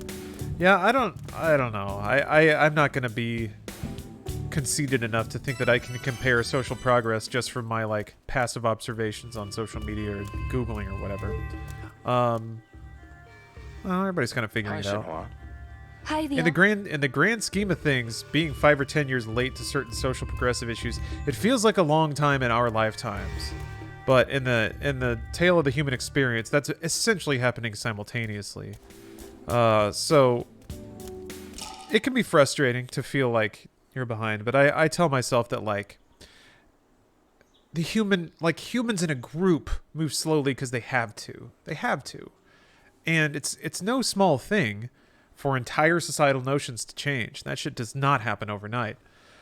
So it's easy to be frustrated with the pace of change, but I don't know. The older I get, it's hard to not see a longer view of stuff, I think. All right, I gotta take a quick break. Actually, I gotta use the restroom, so I'll be back in a moment. See you guys soon. Every day you. Welcome to Videoland. It's been a minute trying to find the God of War scene, but then I realized not doing that. Nope, I gotta gamble. I got to gamble, or at least I will soon. I have to buy new tokens too because I blew them all because this fortune teller doesn't know his shit butt from his butt shit. You know what I mean? Sick ass jacket. Thank you. I do like this jacket. Huh. Do you think it's fair if gaming journalism only allowed to review games that is developed from their country? Or will it be bad instead? Since usually game review is affected by one country's bias towards the developer country's culture in the game, e.g. only games journalists from Japan are allowed to review game releases by Japanese developers, or only European game journalists allowed to review games by European developers. I mean, no, I don't think that's a great idea because there's still, in various regions, there's still an audience to be served there. So if somebody in Germany wanted to know about a game that was developed in Japan, are they expected to learn Japanese just to read the coverage of that game? I don't think so. Furthermore, I think that somebody in Germany might want to know what somebody who knows about German culture thinks about this game. So games media to me is there to, I mean, it has to serve a public interest. Otherwise, it has no reason to exist, aside from maybe art commentary, which is what I think maybe a lot of games journalists want to do. But yeah, no, it's less about what's fair to the game and more about what is the function of this and why do people consume it. And those interests exist outside of cultural barriers, for sure. We couldn't review a Battlefield game since it's Swedish. Yeah, exactly. Only that would be an interesting setup. I'm what you call a color fortune teller. I can read. I think you would actually lose out on some colors. cultural commentary that way. Would you like My exact? yes. Now, I see your blue. This is Right, blue. Blue at high noon. Blue noon. What does kind of bother me, I think, is when writers or media types don't acknowledge the difference in culture. Like it's not necessarily a talking point. It's not, hey, here are some things about this game that seem a little odd in my culture. Well, I guess I should be specific. Some US writers definitely come from the perspective of, hey, this doesn't agree with my culture, so it's wrong. And that's just, God bless America. That's just a thing. That's just a thing we do. So I wish that writer, like, I feel like that's a very valid thing to write about and to share those perspectives, but it does require a certain self-awareness that I think is often missing. However, I often think that on a grand scale, self-awareness and just general good taste are things that aren't present in games media. So. What? This is Flowerbird. So nothing's new. Nothing new there, really. I gotta buy more. Gotta buy more tokens. Excuse me. Are you in? You need to. Word of the day is cultural relativism. Yeah. Oh, Crab, thanks for gifting a sub. Now then, you can whatever you... Ooh. Ren's here. I finally have a cooler jacket than Ren. It took so long. This. I ask that you pay up front. It seems like he has tiny hands. All right. Which do you bet on? Flower, bird, Blue. Wind, or moon?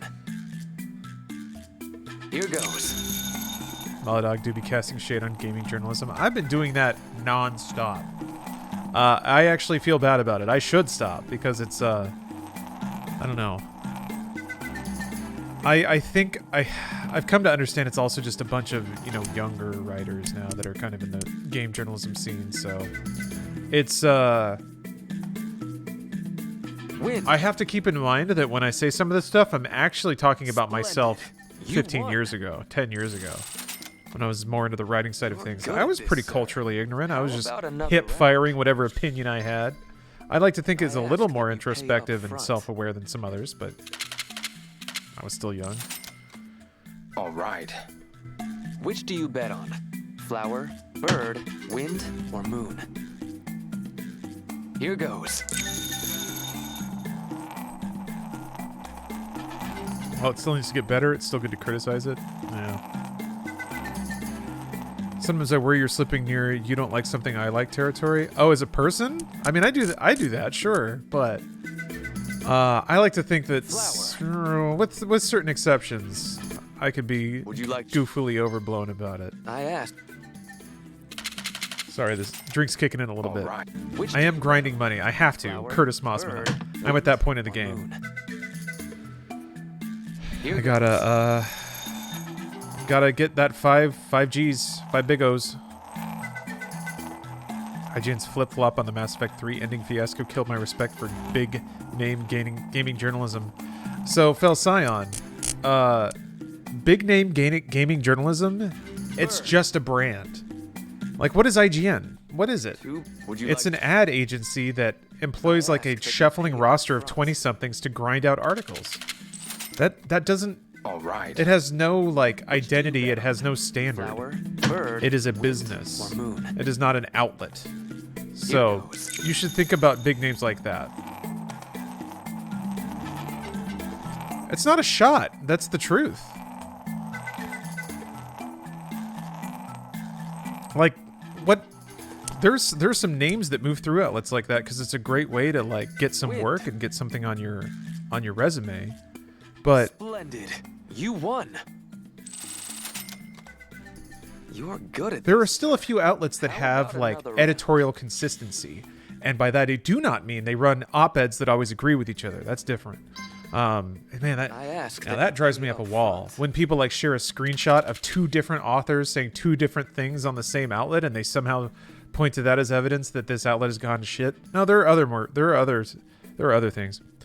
I'm not arguing, just saying that that is the kind of statement that would really piss some people off. Oh, what, describing IGN as a business? Really? All right. Which do you bet on? Flower, or is there another statement that I wind, made that or is moon? more incendiary? Do you mean think about it more like the individual brands rather than the big name as a collective? Here goes. Maybe think more about it in terms of individual writers. Oh, the IGN thing. Oh, okay. Do people still like really believe in IGN as like a bastion of what would it even be a bastion of? Bird. I'm not wishing any harm on anyone. I think the fact that there is a business out there that can give work to young writers is amazing, but it's that first. All right. Which do you bet on? Flower, I don't know, maybe I'm full of shit. I mean, wind, you could be right. I get real ignorant of the like the in the trenches gaming drama sometimes. I've been away from it for a long time. Crab Foam, thanks for gifting a sub. Thank you very much. Yeah, Iceman. Yeah, you use IGN for walkthroughs and stuff. Well, I mean, business-wise, what you do is you go to Google and you type in some things to Google. And IGN is one of the many outlets that tries to be in those results, and that's how they get paid. Would you like? I asked. That's the business. All right. Which do you bet on? And then they can parlay that traffic into other stuff. But just had the first night of serious drinking since I moved to 10K feet elevation, so I might say more dumb shit than usual. Ooh, right on. Okay, you're just splitting. I mean, that's fine. If you have some drinks at high altitude and you get a little heated about video games, I'm on board with that. I'm not saying you were, but I like the idea of that happening. Going camping. Let's get fired up about Mass Effect. Damn it. Flower. I feel like these predictions have not been the moneymakers they were promised to be. I asked. I guess I'm still up to it. All right. Which do you bet on? Flower, bird, wind, or moon? Here goes. Did your prediction run out already? No. It should go out around 2 o'clock. I'll go re-up it.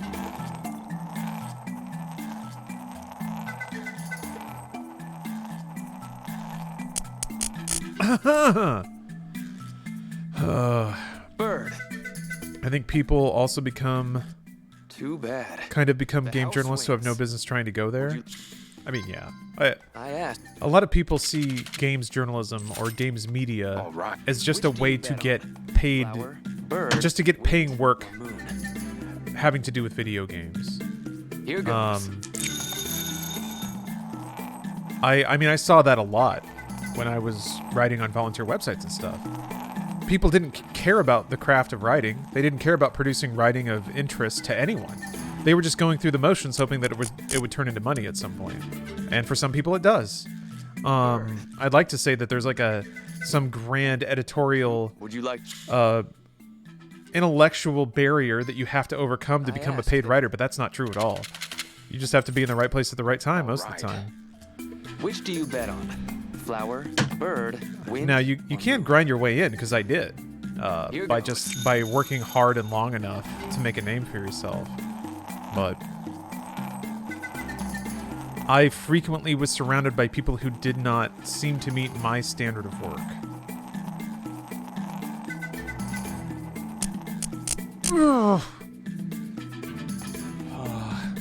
They just enjoy video games without actually caring about the rest of the industry.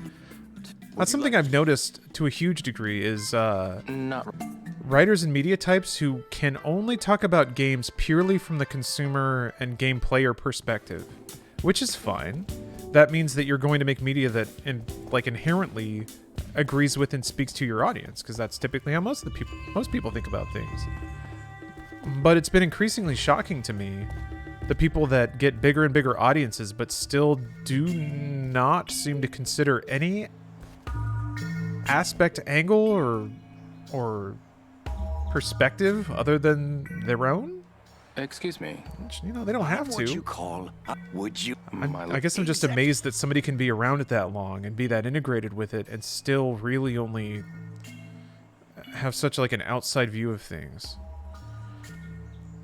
Is cultural commentary important in a game review? In my mind, as long as the game is good, you should not care about its cultural implication. For example, and this is only example, so chat, don't take a hit on it. If there's a game about World War II from the perspective of Nazi Germany, and it's a good game, but the game journalist probably would give it a bad score because they will say this game is justification of all the things bad about Nazi Germany. Okay, so I see what you mean. Yeah, you're kind of talking about the other issue, which is maybe an Now then, let's see what an abnormal amount of weight put on that. Now that I agree with. I'm starting to see. I think there were reviews that elect themselves to be cultural commentators when the audience never really asked for that service from the writer. So, red. All right. This is got it. That's an interesting point that like that's not for me to say. It's without survey data or analytics about how far people read through reviews and when they stop, I can't say whether or not the audience does want that. I do think that I think that the current state of written games commentary is abnormally focused on discussing social issues versus analyzing the craft of game making. I think that social issues are important.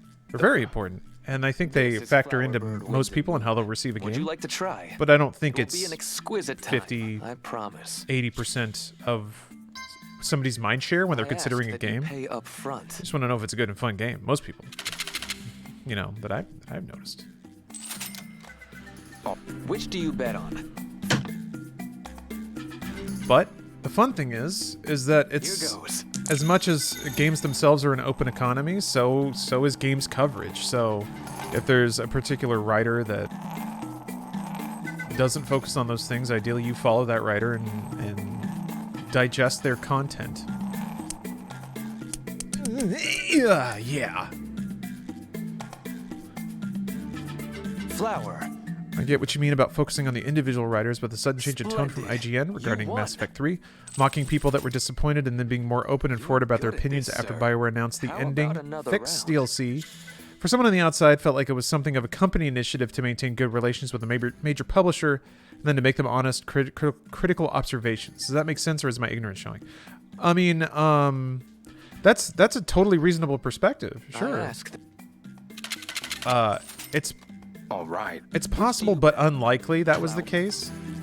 I think what's more likely is it's just there were flighty writers who changed their mind, or maybe actually were contacted by BioWare. There's far less machinations and planning, I think, behind that stuff, and it's more just, I think, it's just people figuring it out as they go. Has been my observation. Moon. My observation is that the people who get into games coverage, like I said before, didn't necessarily think very long and hard about what it meant and what their work should mean and what role it should fill. It's more like they either have critics they really like and they want to admire and be like them, or they want to produce some writing that all of their writer friends celebrate, which is I think where you get into cultural commentary. They want to be the toast of their like internet circles for a bit.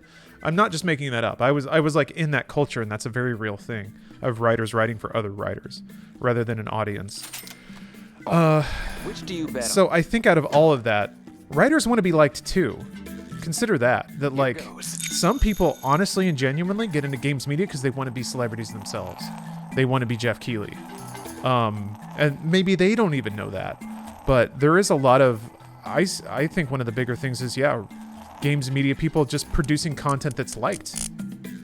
I've seen like respected YouTubers delete videos because they weren't received well. Would you like? It's like, well, I must have missed the mark because people didn't like this, so I'll just get rid of it. And that's just like, that's the opposite of actual journalism.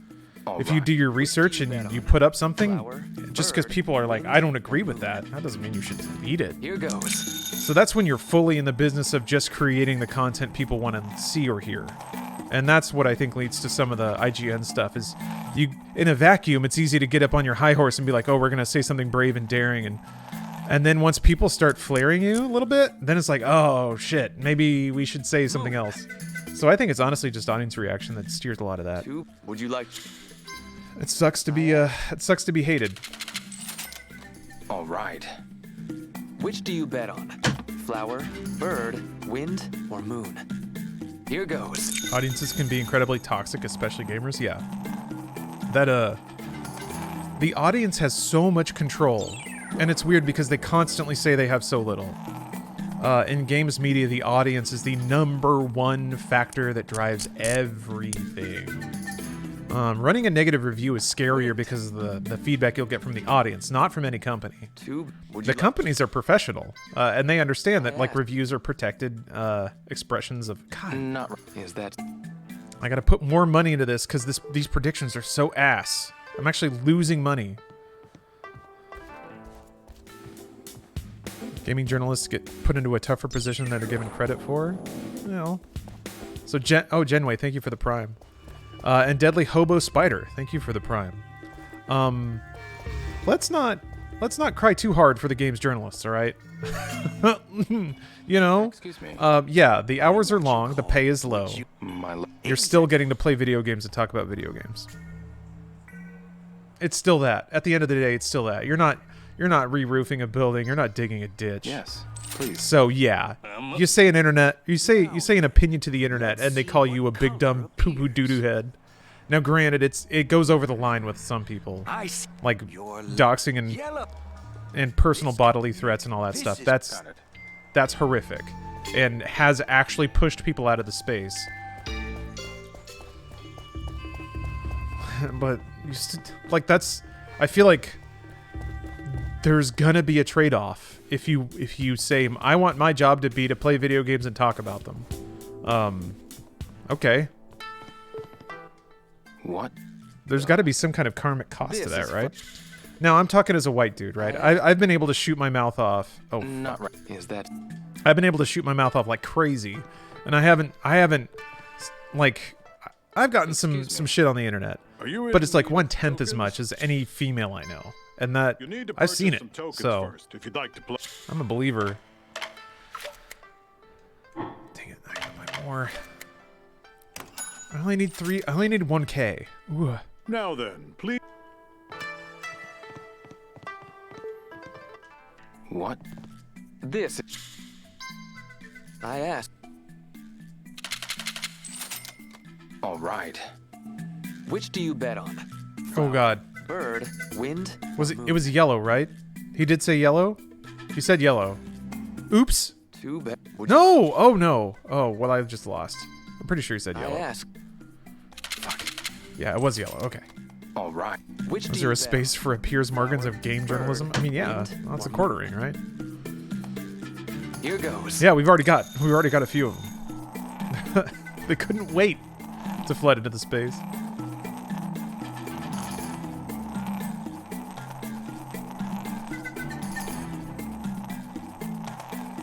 Please just let me win. Bird. Would you like? I asked. All right. Which do you bet on?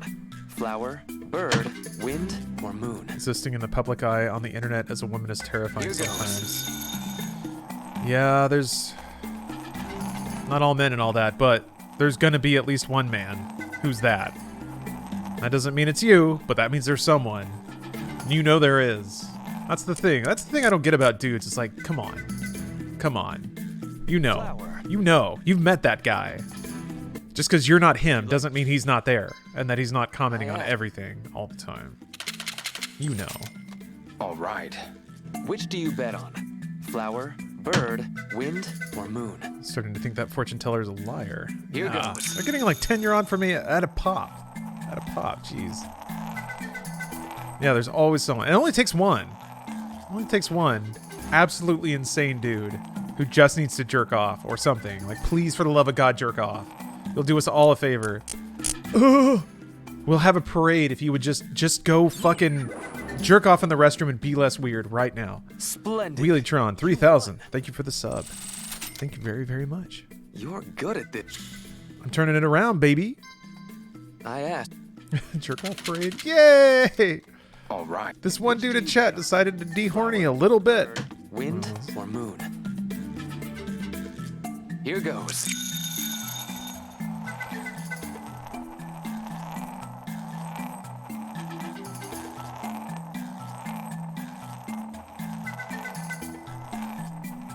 I can't remember. I think it was I think it was a something awful forum thread that had the most perfect title, which was Too bad. "For the love of God, just jerk off, you lunatic." I remember asked seeing that that you phrase be and thinking upfront. like, yeah, that explains a lot. Or that feels like every problem I've ever had. Which do you bet on? Maybe not every, Flower, but bird, ka-chow, wind, or ka-chow. moon? Thank you very much for the resub. And Crabfoam, thanks for Here gifting goes. a sub. To be clear, I was asking because I was interested in your insight, not trying to ride a hollow high horse. Oh, no. None of that. The only people that get to grandstand is me. I get to be up here saying easy things and I don't. Wind.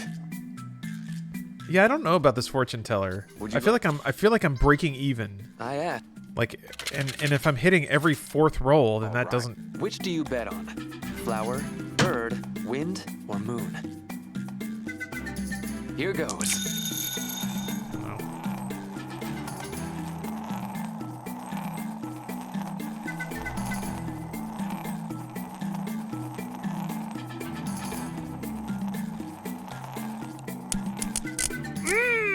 All right, you know what? I've only got 1,000 to go. Flower. I'm gonna go earn my money the honest way.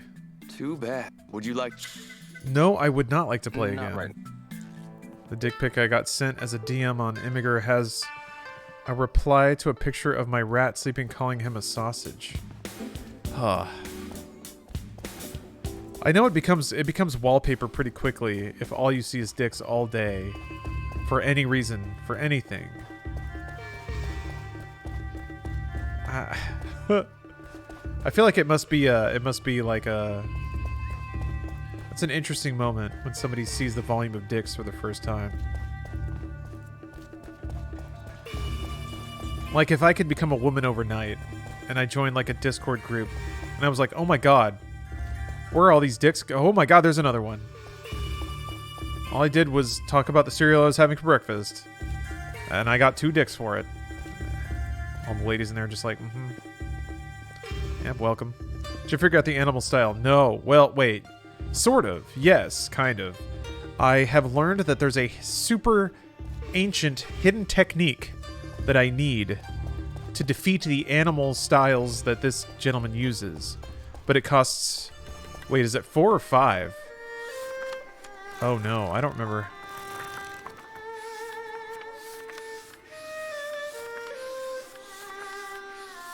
Was it 5? I thought it was 4, but maybe it's 5.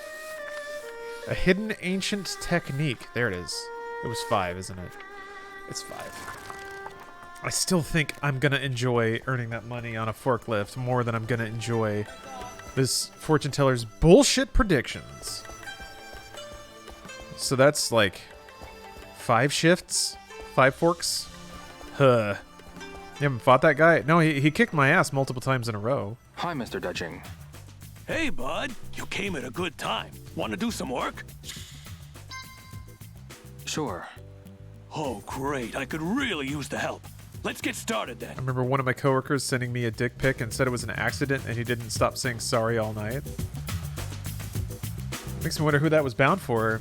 Take those items to the ship. Using the forklift. You just protected some lady out there from a dick. Actually, he probably just immediately fired it off to the Here's person the map. that was asking. I'm counting on you. The intended recipient.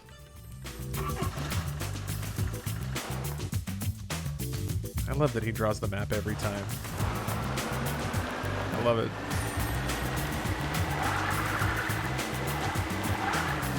Alright, what do we got today? What are we dealing with? Oh, they're all the way in the back.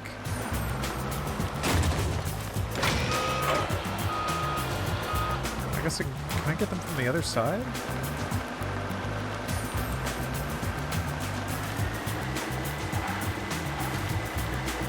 It's crazy how often guys accidentally send dick pics. Whoops.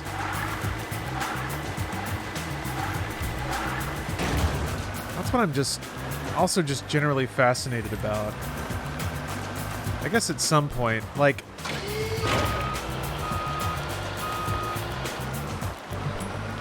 At some point in the history of the world, there had to be at least one woman who, going about her business, not thinking about penises, saw one, and then was immediately like, oh yeah, I forgot about dicks until just now.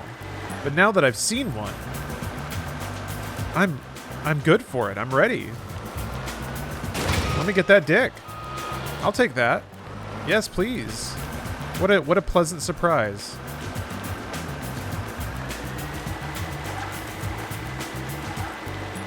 It's probably happened. I'm sure it has. I think it's just guys projecting. Like, if they got random tit pics, they'd be delighted. Unfortunately, it doesn't really work that way. Nature didn't do us that solid. What a sad twist of fate that nature imbued all men with the prolonged desire to show the world their dick, or I guess mostly women, just to trick women into looking at their dick. Whereas women have the thing everyone wants to see, but they were not programmed with the desire to show it to the world at all times for very little reason. Real tragedy there. Although it really begs the question, maybe let's say that everything was swapped, and fellas, we couldn't get through our day without getting tit pics. God, they just don't stop. Maybe we'd be tired of it. Hard to imagine, but maybe we'd be tired of it.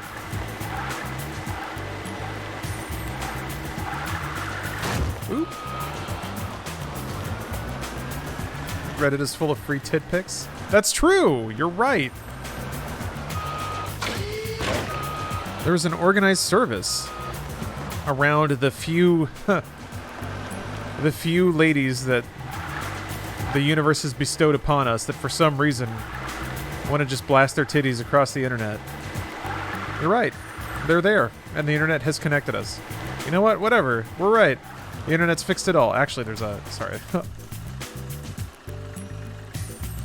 There we go. I've turned on auto mod just for fun. Well, actually not just for fun.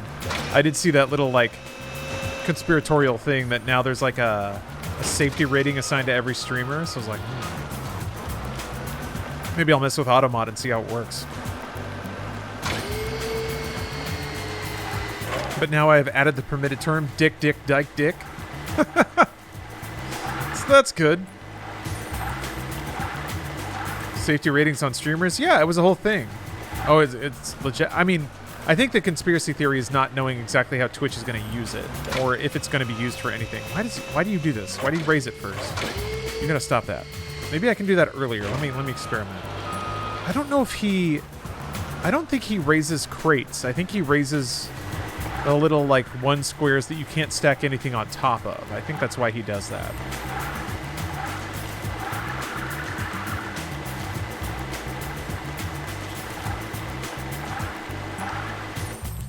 Oh shit, no, I didn't mean to do that. I'm sorry. I just wanted to pause. Oh.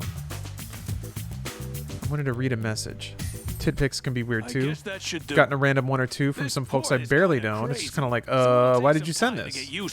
I don't know who you are, so this means nothing to me. Here you go. Well, you didn't enjoy staring at a random titty? Come on back, you hear? Okay.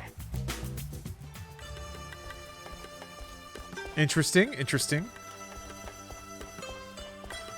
What kind of ads are going to be ran on the stream with all this dick talk? Well, this is like, I would say fairly clinical and objective dick talk. Oh yeah, Wiener Schnitzel, for sure. Damn, that makes me hungry.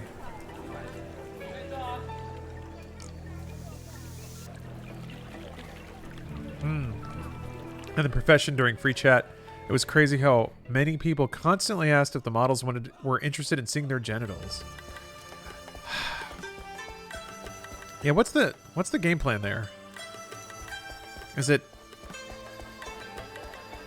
Did they think that, like... that a lady's gonna become so enamored with a particular dick that... she's like, oh, give me that guy's number. I think it does speak to some, like, core fantasy that dudes have. That the mere presence and power of their dick is enough to... Like, that's the core of their essence, right? And that by showing this, they can, I don't know, bend the world to their will. Oh, it comes from watching way too much porn? Oh, that if you just throw your dick into the equation, that it'll get serviced? Yeah, maybe? I don't know. All I can do is project and try and empathize. And, all I can do is think that a guy might be like, oh, it'd be great if somebody just saw my dick and instantly fell in love with me. I knew somebody in sex work rating somebody's penis is a thing people will buy. Well, hey, how you can make that cash? That's awesome.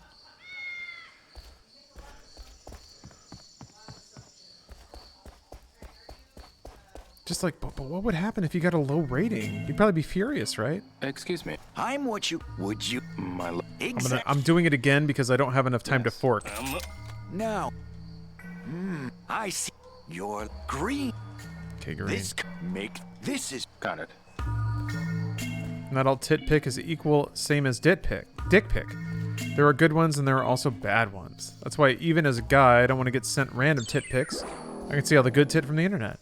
Well, Dead Trooper, I'm glad you acknowledged that, because yes, you're correct. You're absolutely correct, Crabfoam. Thank you again for gifting a sub. Jeez. But yes, proper lighting, good framing. These are all important. And yeah, if you see a tit with like blue lighting and bad framing and it just looks like an alien blob, that's not doing anyone any favors. So I do think that yes, a little artistic flair can go a long way. Tell my friend that if she ever gets any dick pics, her response would just be replying "aw" in a cute way, like she just saw a cute puppy. And apparently she said it's pretty devastating. Oh, that's great. Man, I would think that any response at all would be twisted into encouragement, but I do like the raw emasculation of infantilizing a man's penis.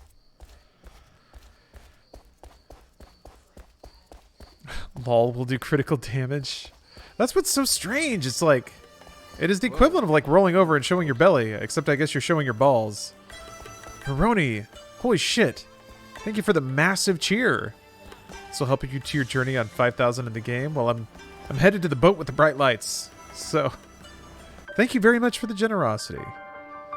Gotta scoop up that stimmy. It's mine.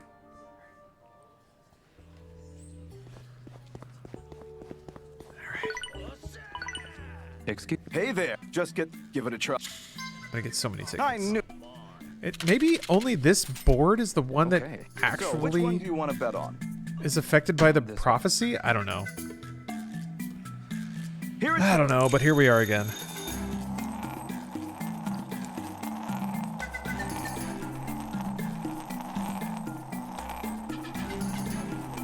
Watching this stupid ball go around this stupid bowl. God damn. Win. The best. Let's start it. I knew. Fuck, I'm out. Thank you. You've yet to be sure to. No. Win. Give it a try. Maybe some. Okay. Table got a short leg. Yeah, should have a short leg to go to green. Thank you. You will. Challenge. Yes. I'm good. All right. It is. All right. I went to the wrong table. Forgive. Hey there. It's 10 years.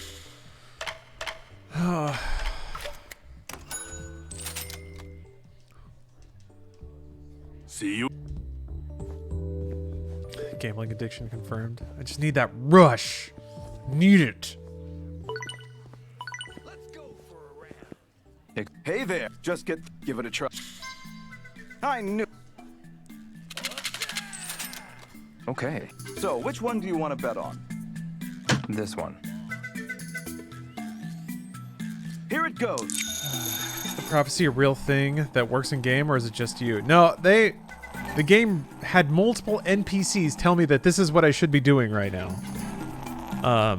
I still think I'm gonna put in more shifts at the Forks. Motherfucker!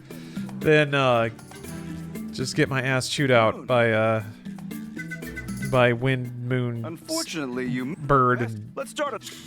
water. I knew. Okay. So, which one do you want to bet on? This one. Flower. There we go.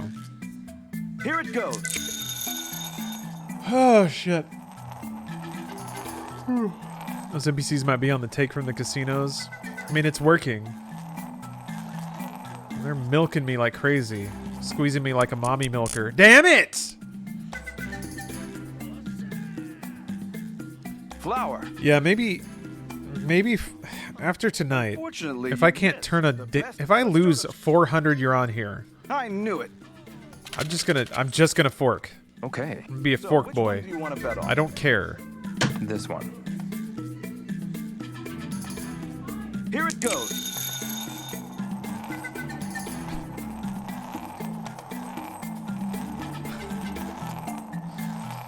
Mommy Milkers needs to be banned from human speech. Nah, we're all gonna remember March 2021. That was Mommy Milker time. Bird. Congrats. Hey Turbid, how you doing, man? Just one more to go. Good to see I you. knew it. We were just talking about Mommy Milkers. I have a friend who just sends a pic of her ex's dick to all the guys that send her dick pics. Apparently every dude gets upset about seeing a random unwanted dick. Oh, the irony. Yeah, right? Okay. No, you were supposed to reply with vag. This one. Close up, blue light, like red and purple vag. Here it goes.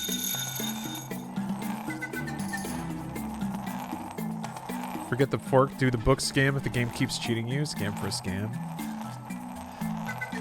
Honestly, I'm in it for the memories, believe it or not. Ugh, Shenmue is really good about creating memories. Wind. The best. What is this minigame? It's supposed to be.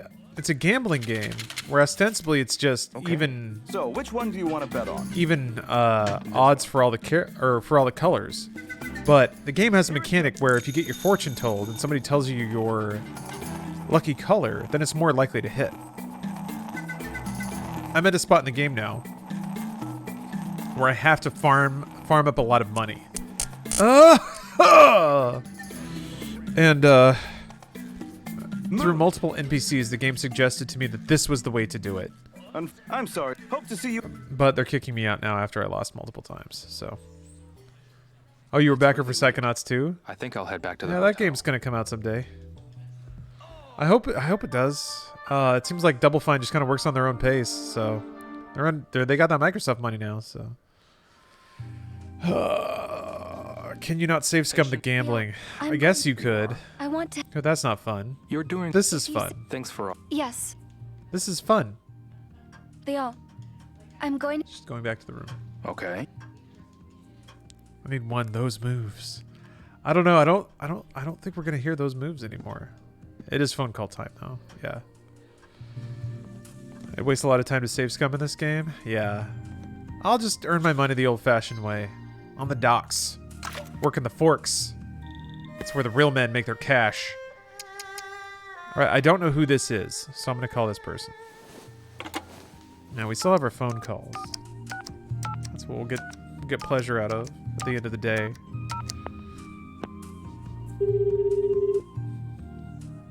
That's how we unwind. Hello, this is Hazuki Dojo. Fukusan. That's Fukusan? Oh shit! Is that you, Ryo-san? I had no idea. It's great to hear your voice. Are you doing okay? That's not his voice at all. Yeah, I'm fine. I've been so worried about you. You have no idea. Oh. I see. Sorry. I don't mean to worry anyone. So why are you calling? What do you mean? You know what I mean, Ryo-san. Well... Oh. Oh. Uh-oh. I mean... This is probably what he'd say. Landi.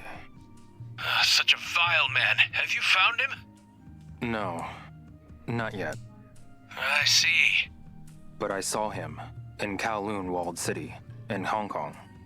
Huh? Yes. But he escaped in a helicopter before I could get to him. That's a shame. That's true. But don't worry. I won't stop until I find him. You won't stop at nothing, will you?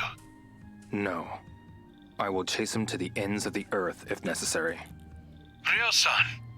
Let's change the topic. You brought up the topic, Ryo. Fukusan, mind if I change the subject? Okay. Sure. What is it? Is Ine-san there? Ine-san is out shopping at the moment. Okay. I'll call back later then. I see. All right then. Talk to you later, Fukusan. Hey, can we talk about something else? Hey, let's talk about something else. Is Mom there? I should call it quits for today. Okay, well, goodbye. Man. Again, my special boy. Jeff Turbid says Jeff Daniels is shooting a new Showtime show. Excuse me. I'm shushing a lot. Showtime show in my town and looking for paid extras. I wonder if I should apply. Sure, man. Yeah, sounds like a fun adventure. That'd be a fun experience. Fun way to spend a day or two.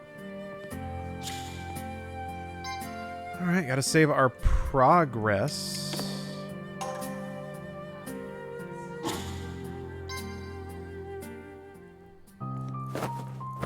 Man.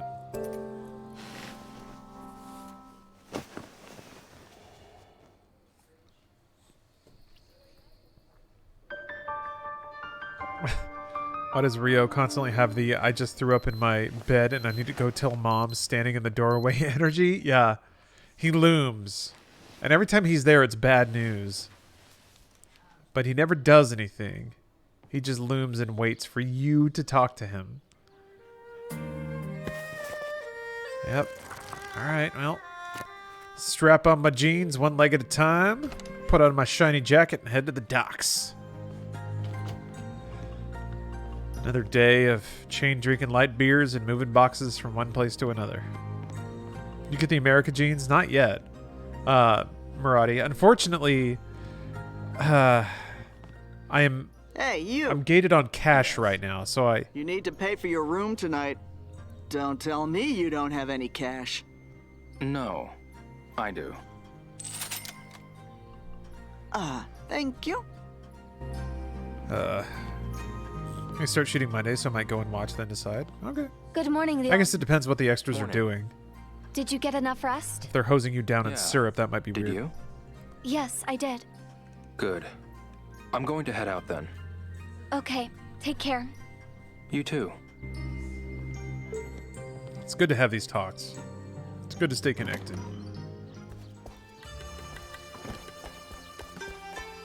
Gamble? If it were more reliable, it's just... I mean, I guess it's still probability based, but... Does your adventure end if you run out of cash? I mean, no, because there are always jobs you can do to earn more cash. Hey, but I did come at a good time. Sure. Alright.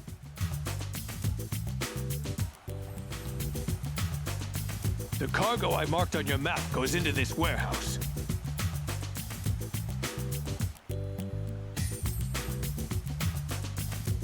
Here's the map. What happens if you can't pay for the hotel? That's a really good question. I'm gonna guess that you just run up a tab, and then as soon as you have money, he pays her. Like, you don't get to choose. Bought some strawberries and they're bland. I hate that. I have yet to, like, you can never... Strawberries always come in that clamshell container, so it's not like you can squeeze them, or I guess you can smell them. But I have yet to identify any exterior factors that speak to the juiciness or flavorfulness of a strawberry. Because, yeah, it's such a wide spectrum, isn't it?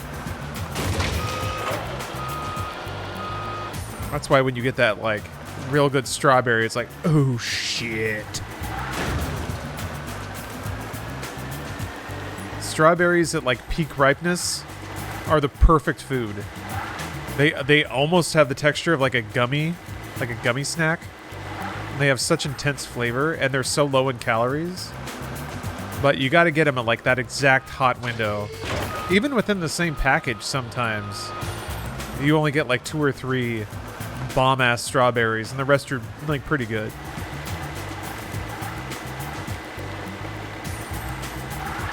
Color and smell is usually how I tell, but even then it's so hit and miss. Yeah, right?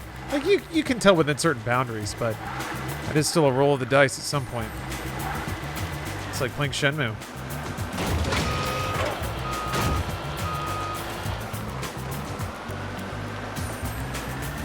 I found that the smaller ones tend to have better flavor, although I know there are some good large ones.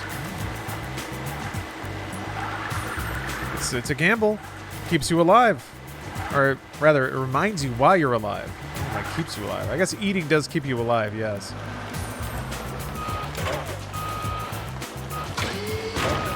Got some big thoughts coming out on this stream. I think watermelons are hard to judge that too. Melon flesh kind of hidden. Yeah. Watermelons sometimes smell, but yeah. Melons usually have melon smell regardless. Cantaloupes and stuff you can kind of feel. But yeah, watermelons are just hard. Ooh, Raj Al Ghul, thank you for the Prime.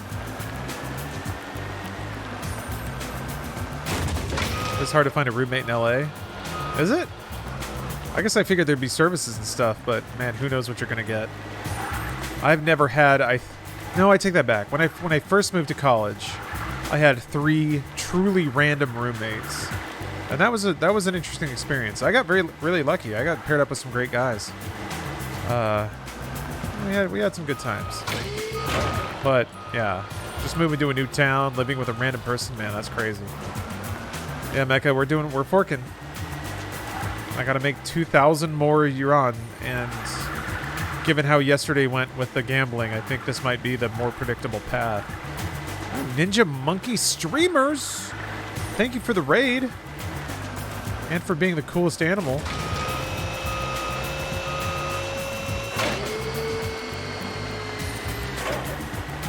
Welcome. Freshman year in college, first weekend. I made out with my roommate's cousin, didn't know until after the fact. He was cool with it. Oh man. That's some big college energy right there. I didn't do anything nearly that cool.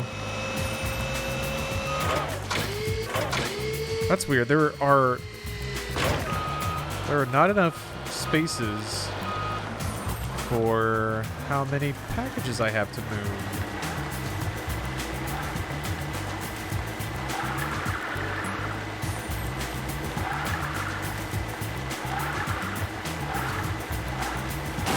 Oh!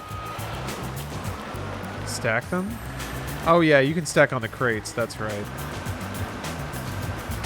It's lame that they put the crates in the back. For some reason I didn't see crates until just now. I don't think you can put boxes on top of things. Like, I think boxes have to go on the bottom. I'll try it. We'll see if they let me do it. But I don't think they're gonna let me.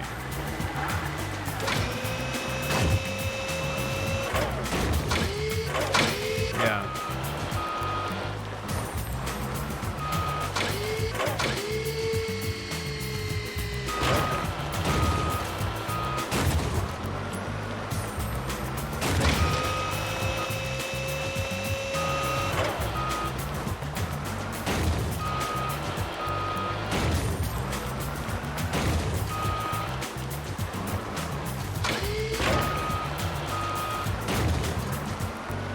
Back to forking, always. Always working the fork. Ryo's a hard-working guy.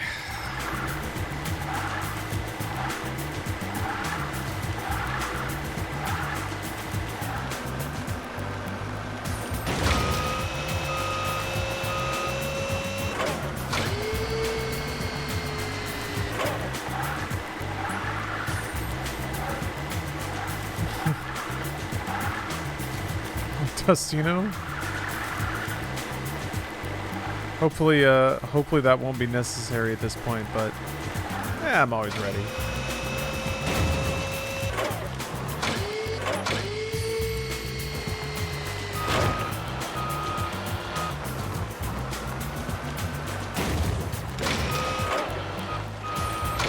What do you... No. Pick it up. This is weird.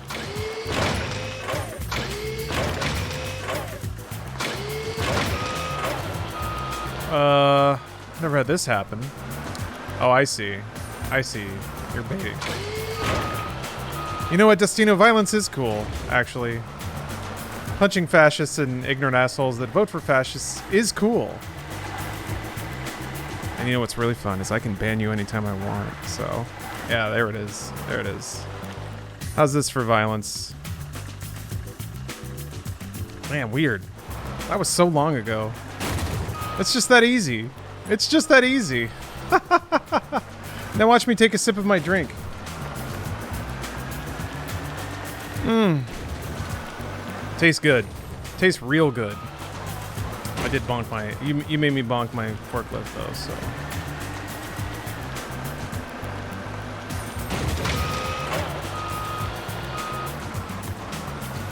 Everyone is doing awesome streams while I'm working. We're doing awesome streams because you're working. We're trying to support you, man. Ooh. Everybody pulling weight, one way or the other. That's the goal. Everybody's got their own fork. Everybody's forking something. All right, I'm gonna go for this last cabinet. We'll see what happens.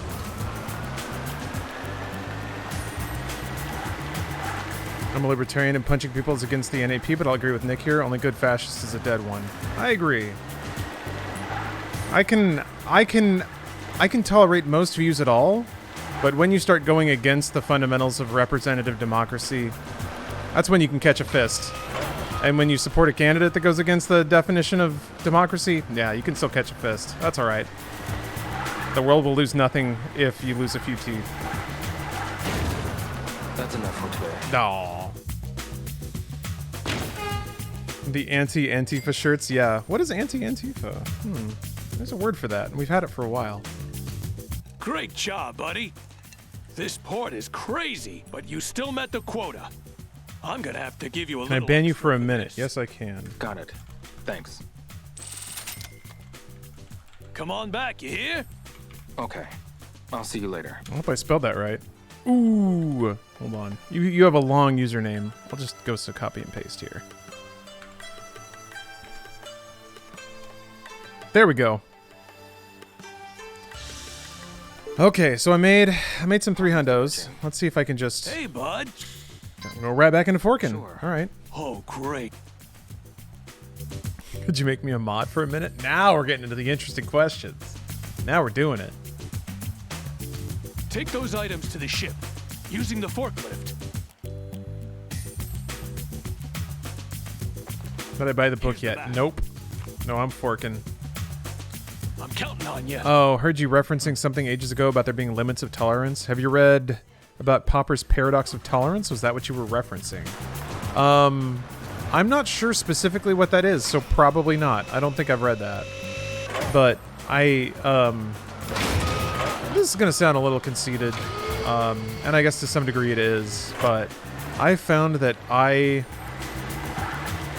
just by virtue of kind of puzzling things out in my head, I kind of arrive at the same conclusions a lot of people who establish concepts and have philosophical things named after them and stuff like that. I typically land there eventually, so believe me, I am not tossed up at all about the paradox of tolerance. I got my head on straight about you don't tolerate intolerance. Yeah, that's kind of the idea. It's funny because I talk about this a lot, but I used to be that guy when I was younger, you know, tried to turn morality into math, and like one thing that logically contradicts another thing and validates the whole system. Like that was very much the way that I thought. So I get it. I feel like to some degree, I feel like I do understand people that struggle to wrap their minds around that paradox, but I feel like I'm pretty at home on it. I'm pretty at home about it. There are some very clear boundaries, and they may not seem like boundaries if the world is math, but they are. Stop. No, don't raise it.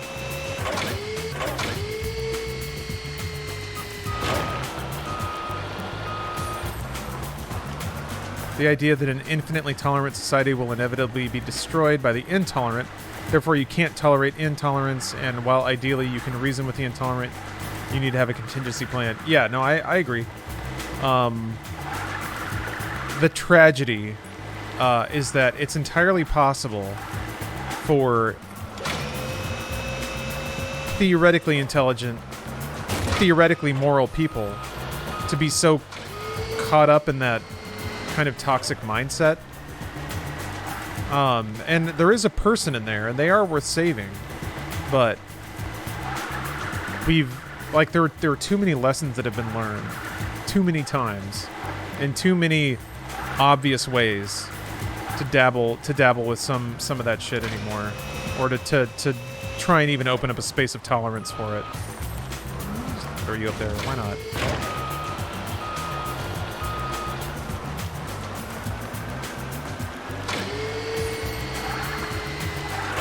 So yeah, the shame of it is that that gentleman probably just, oh, you can fish there? Awesome. I mean, it's the weekend. That gentleman probably just had a few beers. But I'm just like, man, it's so old.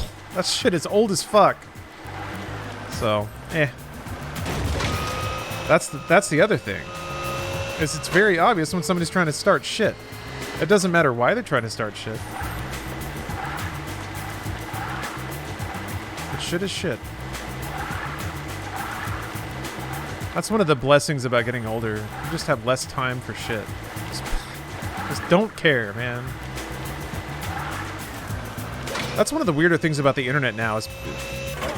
Maybe no, this is just human nature, man. People that think that it's your obligation to put up with their bullshit. It's not. Never once. Oh, come on.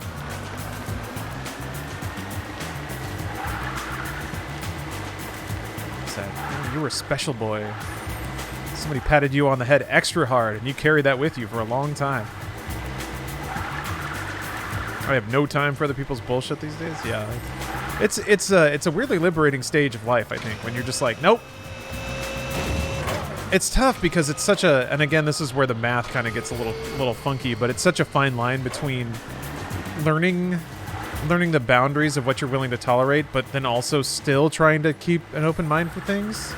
I don't want to be that old person who just feels like I can snap judge everything just because I'm old, you know?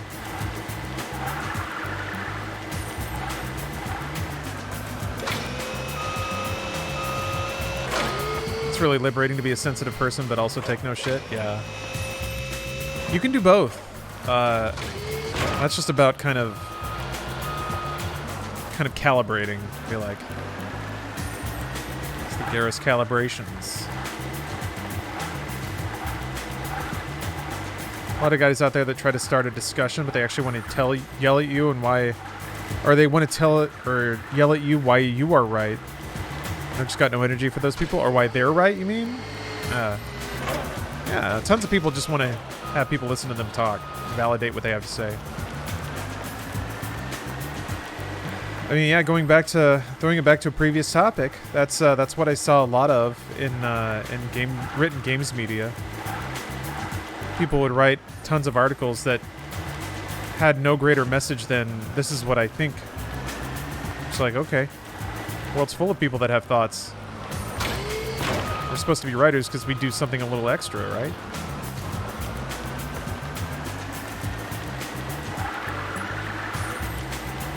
How many hours do you have in this playthrough?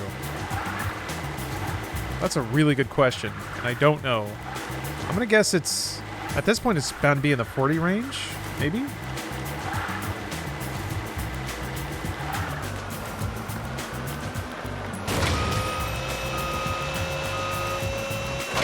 Video game, the game? Hell yes. I think just for variety's sake, I'm probably going to do another round of gambling after this. I don't know. Crabphobe, thanks for gifting another sub. What's the plot of the Shenmue verse? Well, Ryo Hazuki, the man driving this forklift, his dad was murdered. And I am trying to find the man who did it. Lon D. And that's the plot. My adventure to avenge my dad has taken me from a small town in Japan to this small town in China. And that's about it. That's about all that's been accomplished. I did catch up to him in China, but then he flew away in a helicopter because I guess he's rich.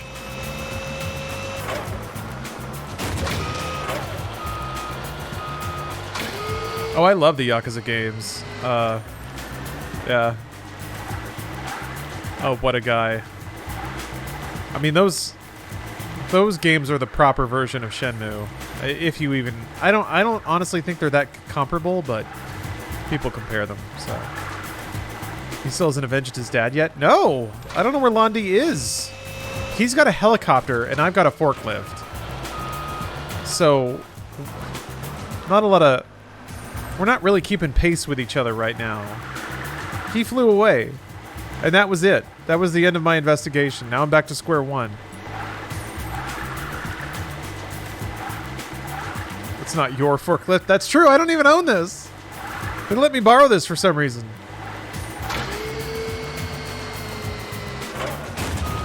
And I drink my THC vodka cocktail out of my my thermos, and I get my day's work done.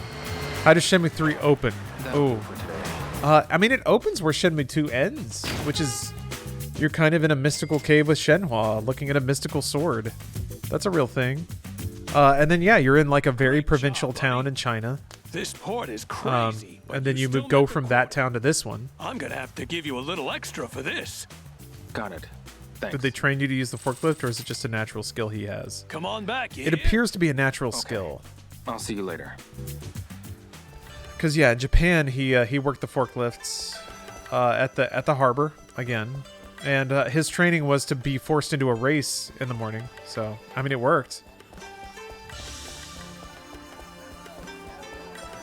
That's a sad, hard reality. Even if death happens, you have to survive. Life keeps going and moving on.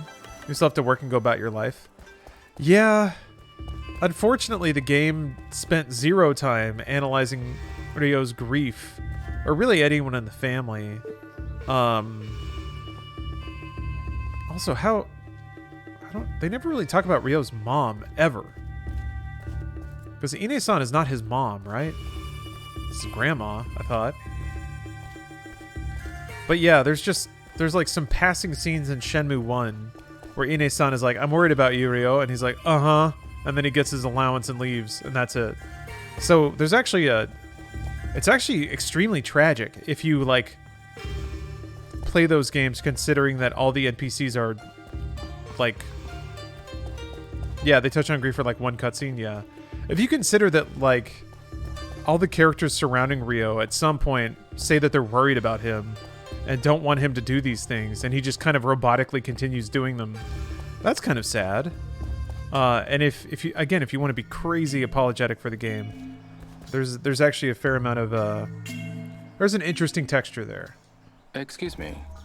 I'm what you call a cult. Would you? My exact. Yes. Now. And then there's this. I see your blue. Great. This is got it. Blue. All right. If he was a natural, he knew his forklift has the ability to lift with both sets of forks and lift 2 pallets at the same time. Could I do it like a 2x2? Lift 4 boxes? This. I asked. All right. Which do you bet on? I hate it. Flower, bird. I thought they told you what casino to go to. Is it a different casino? Does it only work on the boat? No, they said the Golden Goose, and that's this one, right? I'm pretty sure. Or does the fortune teller tell you what to go to? Did I miss that?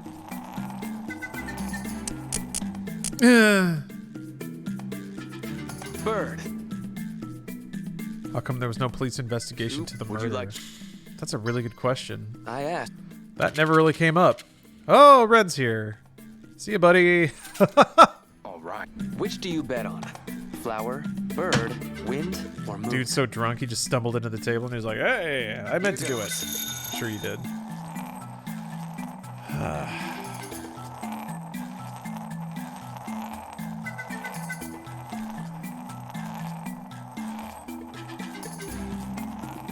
You know, it's strange because I remember seeing. I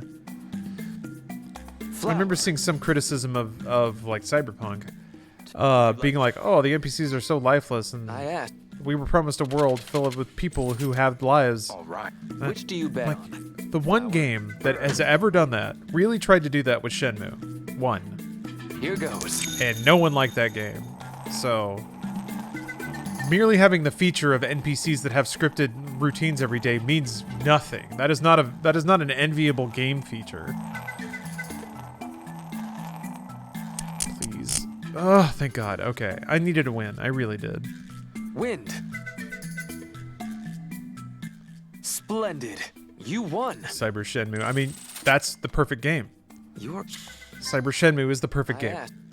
I want to be in a cyberpunk environment, but do the most boring shit, which I guess is like Cloudpunk. Wind or moon? Red Dead 2 kind of did that. Yeah, it actually kind of did. Red Dead 2 is much. Red Dead 2 is kind of like is very similar to Shenmue, except it's more exciting and better made. But yeah, Red Dead Redemption 2 is like, that's a unique game. That's a special game. It really is. Oh yeah. Wind. Oh, that's right. Oblivion did that too. Yeah, Oblivion did do that. You can get to know certain NPCs. I asked. All right.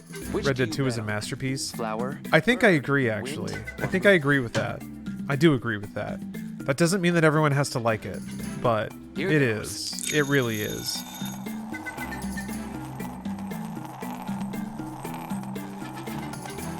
Yeah. There were so many... Every time I played Red Dead 2, there was something new that I noticed that was just, like, breathtaking. Red Dead 2 just moves so slow. Like, everything is so realistic, it's painfully slow-moving. Yep. Yep. Would you like... That's that Shenmue influence, but I do feel like you could not, you cannot achieve the kind of emotional resonance and wind or moon? character nuance that Red Dead 2 had without a slow pace.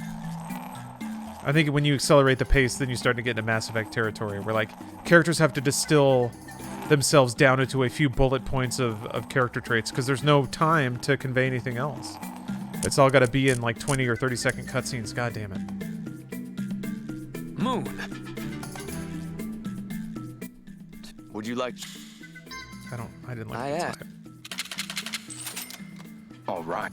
Which do you bet on? Flower, bird, wind, or moon? I tried hard. I just can't get past how glacial everything in Red Dead is. That's totally fine. That's 100% acceptable.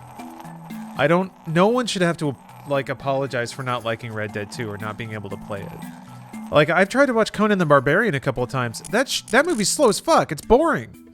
But it's still a great movie. Cinematography is incredible. Would you like... There's such an interesting division between what is All right. like widely palatable Which do you bet and on? what is art. Flower, bird, wind, or moon? I might get canceled now for Here that. goes. Conan is a masterpiece. It's also boring. It's boring. It's so slow. I'll get through it one of these days. I think the problem is Crumb? You mean Crom? Jeez, get out of here. Moon. I read some of the Conan comics Would you like... in like the 2010s. They were awesome. I asked. All right. Which do you bet on? Flower, bird, wind? It's been so long. Yeah, it's fair. Here goes.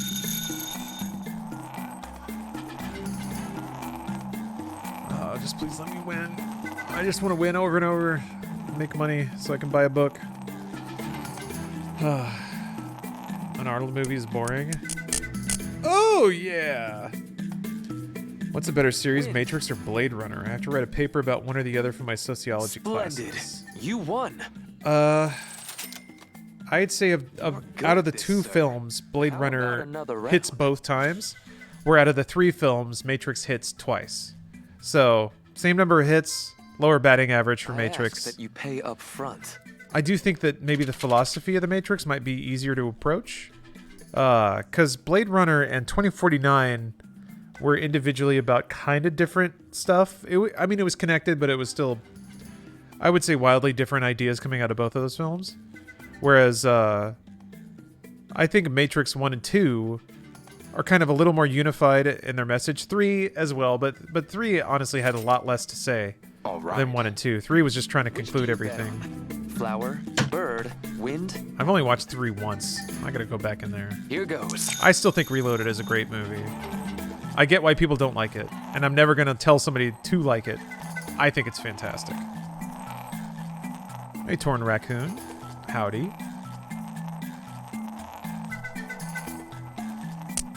It's not blue at all. Moon. What was 2's main message? I mean, 2 was... Would you like... 2 and 3 combined were an analysis of free will, which is, the core of... Like, if you follow science fiction all the way down, that's kind of where you go. So, the second... Like, the Reloaded and Revolutions were very definitively exploring the human being's relationship with technology and how our interfacing with technology essentially sapped us of our free will. And how it may be impossible to have free will in the future when we become integrated or reliant on technology, and that in fact that is a thing we traded away out of our own free will and continue to. T. Roth, thank you for the Prime. And that's the exchange between Neo and Agent Smith. Exactly. Agent Smith is a slave. He is a robot. He is a program. He does not have free will. He does not have a soul, whereas Neo does. And by exercising free will and choice, he is able to, you know, vanquish his villain. Or rather, by allowing his villain to fulfill his purpose, he undoes himself, because without purpose, he cannot exist. And, you know, it actually locks together pretty well. Now, Whereas 2049, let's see what color Jesus, appears. that's just an examination of identity, I see the of beautiful hue of relationship between your lucky God or color creator is red.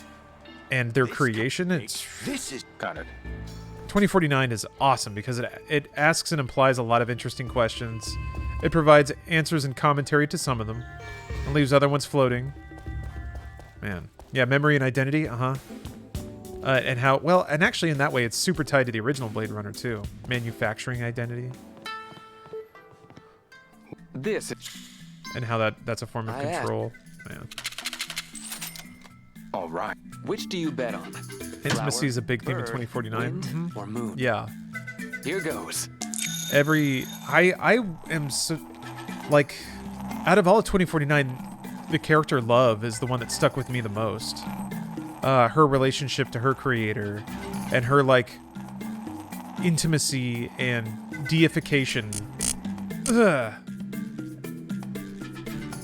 Moon.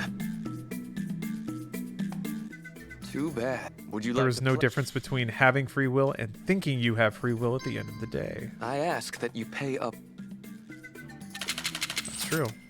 I think Alright. the conversation about free will is kind of Which do you boring. bet on? Personally, I more so Flower, enjoy the philosophy bird, about consciousness wind, and identity. or moon? Okay. Yeah, I assume then that you're Here probably much more interested in Blade Runner than the Matrix then.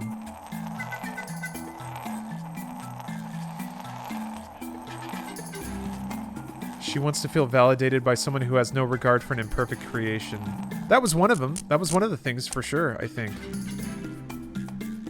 Moon. Would you like? What I kind of like is the, I think Agent K's experience All right. Which is do you bet on? astoundingly human. Bird, wind, moon. He, Here goes. you know, in addition to just processing the fact that he's not the chosen one and all that stuff, and I love the inversion of the hero's tale in 2049 or whatever, but what kind of hit me more was the scene where he's, where he's, like, it's after Joy's been destroyed or whatever, spoilers, but after that, and then he sees the, like, default Joy hologram, like, flirting with him, it's like, Splendid. you look like a nice Joe or whatever, and I feel like it's that moment You're good at that this, every sir. guy How has about another round? after his first serious relationship, where he has to realize that the relationship was what it was, but it's over now, and it may not have been real even when it was That you there. Pay up front. And that's such an incredible Which do you incredible bet on? human moment Flower, bird. of realizing that the love you felt may not have been real, and you were kind of slave to the chemicals in your head, and Here goes. it makes you question everything. And it's such a low moment. And I've never seen a movie like kind of touch on it in the way that 2049 did. When you have to really ask yourself if you were really in love or not. Bird. Sorry to repost. If I do the Matrix, I would write about alienation and Karl Marx. But with Blade Runner, I was thinking something about along the lines of what happens if we killed our god. So I'm a little lost on which would be better to write about. I ask that you pay up front. I don't know that I can answer that for you. Sounds like you got plenty. You got plenty ideas to kick off. Which do you bet on? Flower, bird, wind, or moon? Here goes.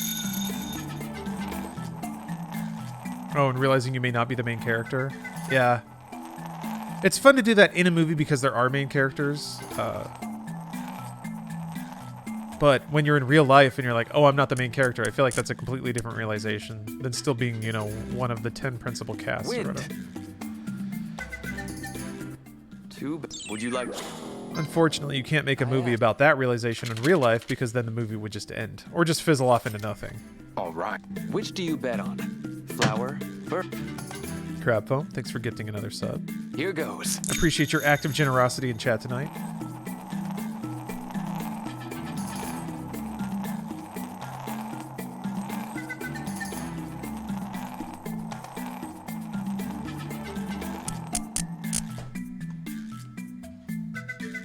third.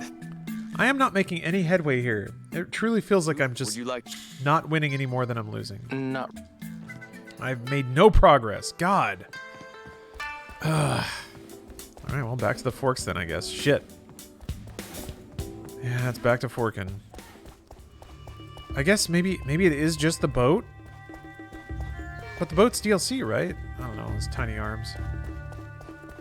That's gambling. But I have the fortune! Right? I have the inside track.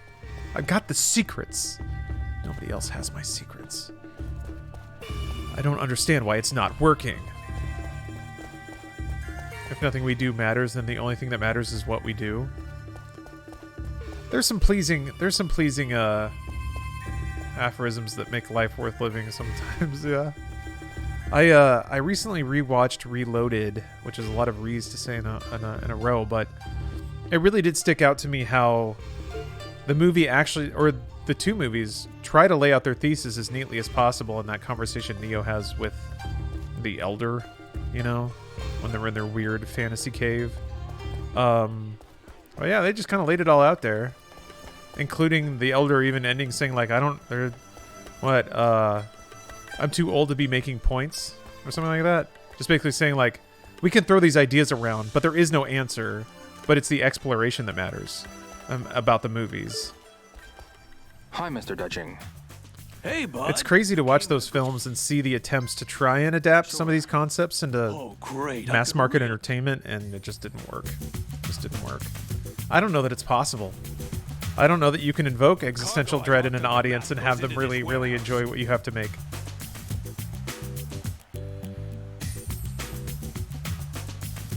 Here's the map. This conversation is bringing back the feelings that I felt when I was at my lowest point and being in therapy. Ooh. Well, definitely, I don't want to trip into any. I don't want to trip into having you wallow in any negative spaces. What a guy! Thanks for the resub.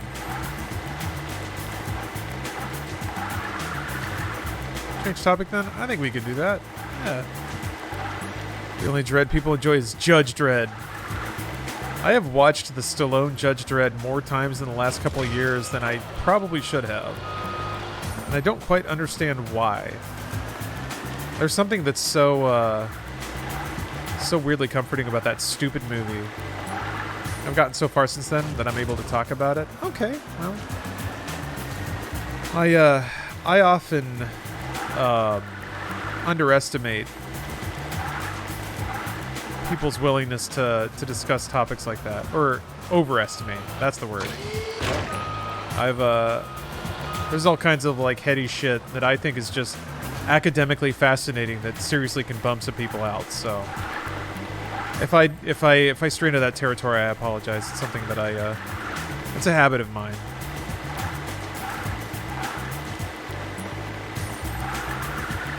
Yeah, there was a string of really goofy, really amazing science fiction. Because yeah, Demolition Man is so good. It's so like playful. I miss playful films. No, Iceman, not your fault at all. Not your fault at all. Excuse me. I'm the one who's slip sliding all over the place.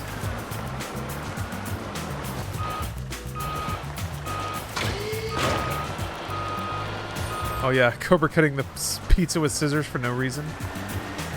That seemed to be a thing Stallone did with a lot of his characters. He would just like add these strange behavior quirks that didn't make a lot of sense. I love it when actors do that. Those magical moments when somebody just connects their impulse to their performance and it just creates a texture that doesn't have to make sense. What was strange to me about Cobra is that it kind of it establishes itself as being about this dude who fucking murders crime in the city, the 80s city, 80s New York. There's crackheads everywhere. People going crazy on these designer drugs. It was like RoboCop dystopia. But then, like 20 minutes into the film, they immediately just book it for the mountains, and then it's about that from then on. It's like, oh, I thought this was gonna be like RoboCop, but no? Okay. I hate the speech quirk that Benicio del Toro added to a Star Wars character. I mean, it was memorable.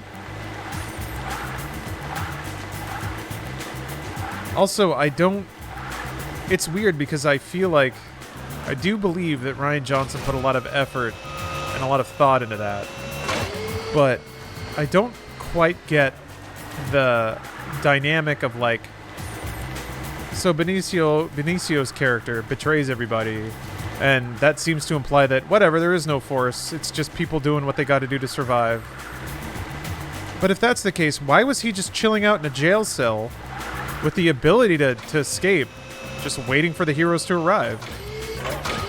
That's some deep Force shit, right? That's some it was supposed to happen this way kind of stuff. Because even though he betrayed them, he still got them out, so he still helped them as far as the beats of the story are concerned. So yeah, I never could wrap my noodle around that one. I mean, I guess there's a lot. It's hard to wrap your noodle around when it comes to that. Are we talking sequels now? Maybe not. Maybe not. Usually not a good idea.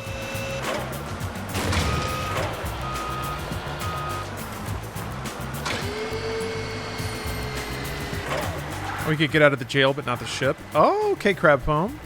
So he's like, I could lockpick my way out of here, but I don't have the leverage to actually escape. Okay, all right. You know what? You know what? I'll buy it. I'll buy it.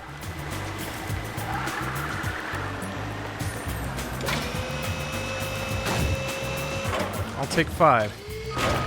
That actually works. I think that works out okay.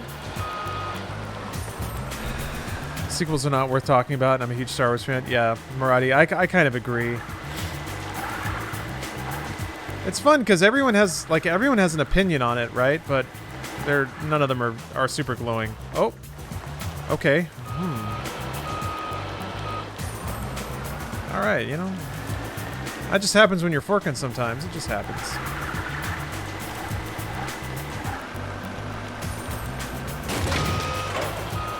We've all been there.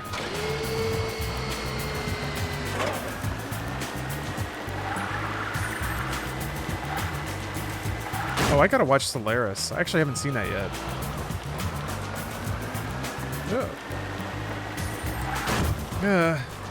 Oh wait, no, I have seen that. Never mind. I need to watch it again, though. I think I was a little... I don't think I was sober enough to truly appreciate it when I watched it.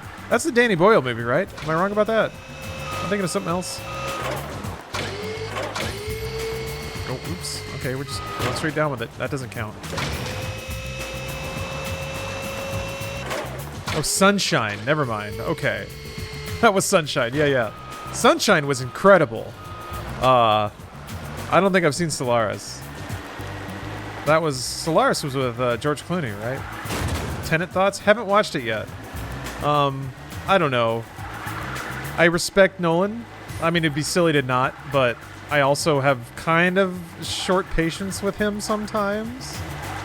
And it sounds like Tenet is pretty peak Nolan. So I haven't summoned the patience to watch Tenet yet. I will one of these days. Tenet is one of his worst. Yeah, that's kind of the I've heard enough from enough people that have like substantial issues with it that I'm like, I'm not gonna like that movie. What I think is gonna kill me the most is from the sounds of it, the action isn't even that good. And I was like, the whole point of that movie was to have wacky, like, half in reverse, half forward motion action sequences. But it sounds like it doesn't even execute on that idea very well either. Which honestly doesn't shock me because Nolan's kind of bad at shooting action. It's weird. As good as Edgar Wright has gotten at shooting action, that's how bad Nolan has stayed at shooting action. And I don't even know what that means. But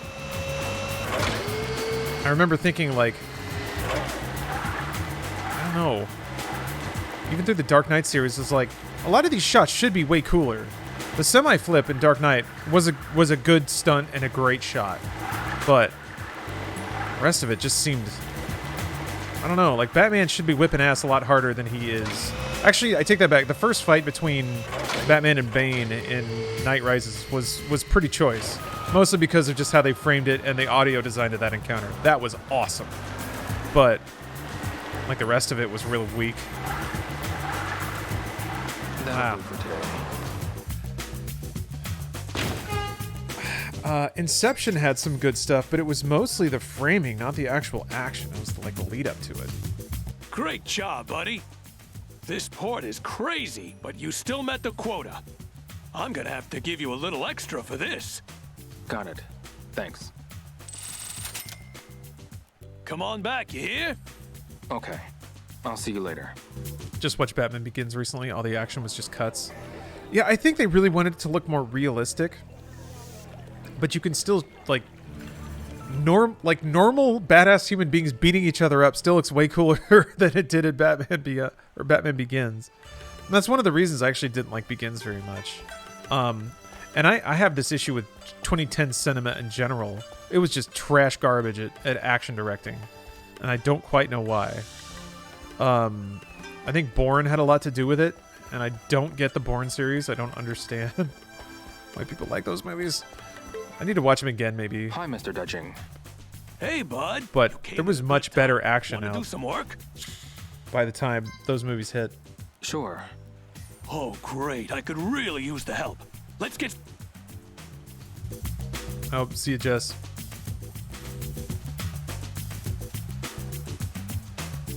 Take those items to the ship, using the forklift. Luckily, I can put in another shift before I have to go to sleep. Then I miss Monster Hunter Movie Talk. I haven't seen it yet. I'm counting. Is it just out? You can just watch it?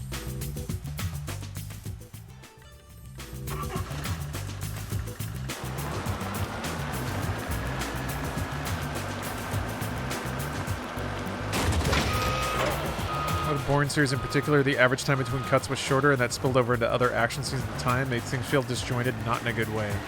No, I agree. I was not a fan of Bourne, and I didn't like that other movies were trying to imitate it for some reason.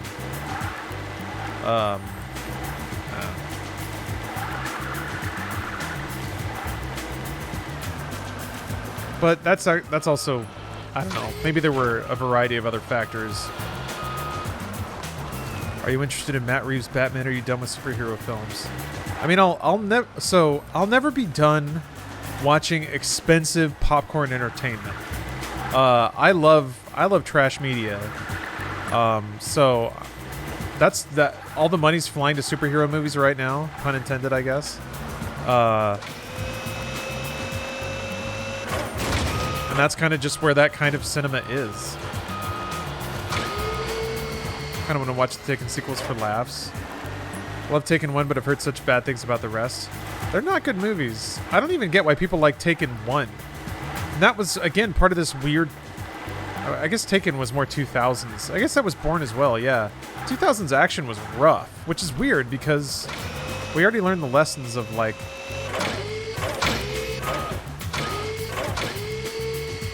We had our window of understanding Hong Kong cinema. Successfully imported Jackie Chan. Taken was 08? Okay. Like, we got Jackie Chan making movies over here. The Wachowskis had The Matrix. But it kind of burned off quick. By the mid-2000s, it was just back to garbage action again. It's so strange.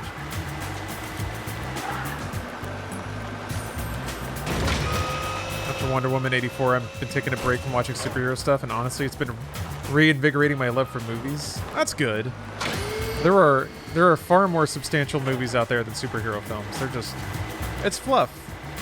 Maybe fluff with a nice but palatable message, but it's still fluff. Don't forget Bay's Transformers. Oh man.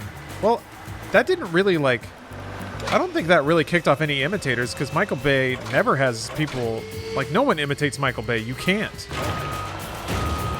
Resident Evil 6, the video game, is as close as it gets. I'm trying to think of directors that imitate Michael Bay.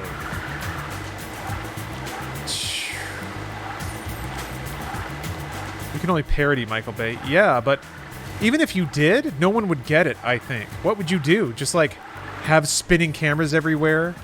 His action directing is great.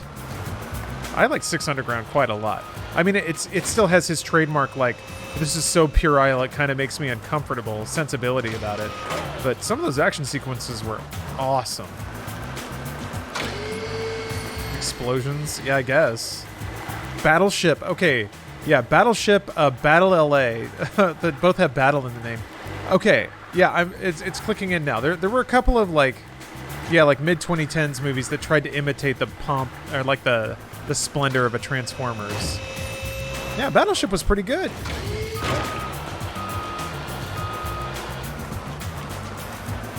Hey, what's up, BB Mon? Hello.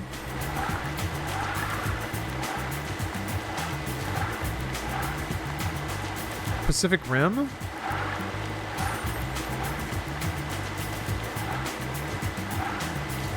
I see where you're coming from. I see it. I respect it. Because it's like giant CG robots beating the shit out of each other. But Pacific Rim's, even its digital cinematography wasn't as... It wasn't as ridiculous as Michael Bay's. So, like, Transformers always has this conceit that there are, like, humans around robots fighting. So there's tons of these camera shots from the ground level showing these giant robots just beating the shit out of each other. And that happens in Pacific Rim, but in Pacific Rim, you don't have this, like, notion of there being narrators or spectators on the ground. So a lot of the camera shots in Pacific Rim are kind of like chest level with the robots and the kaiju fighting. And it's kind of the difference between, like, a Bourne movie and Episode 1. Like, I think about Pacific Rim fights, I think about the Duel of the Fates fight. It was like big, wide shots showing the splendor and ridiculousness of what was going on. And it was perfect. Whereas Transformers, you have these, like, swooping shots on the ground that are meant to really, like, give you this roller coaster sensation of riding through the action versus watching it happen in front of you. I really, really like Pacific Rim.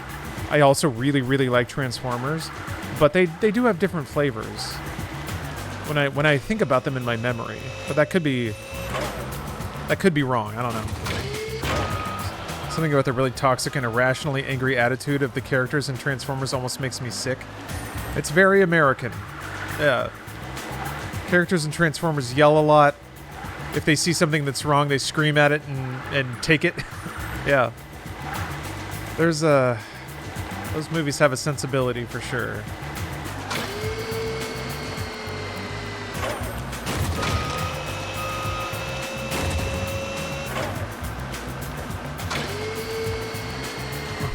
We all became big fans of Hugo Martin before we even knew him. God bless him. Oh, that reminds me, I gotta catch up on his signature series. The Hugo Martin Plays Doom Eternal series on YouTube. I think I'll do that after I finish streaming, which may actually be coming up here. I think I'll finish out this day, and then that'll be it for the stream tonight.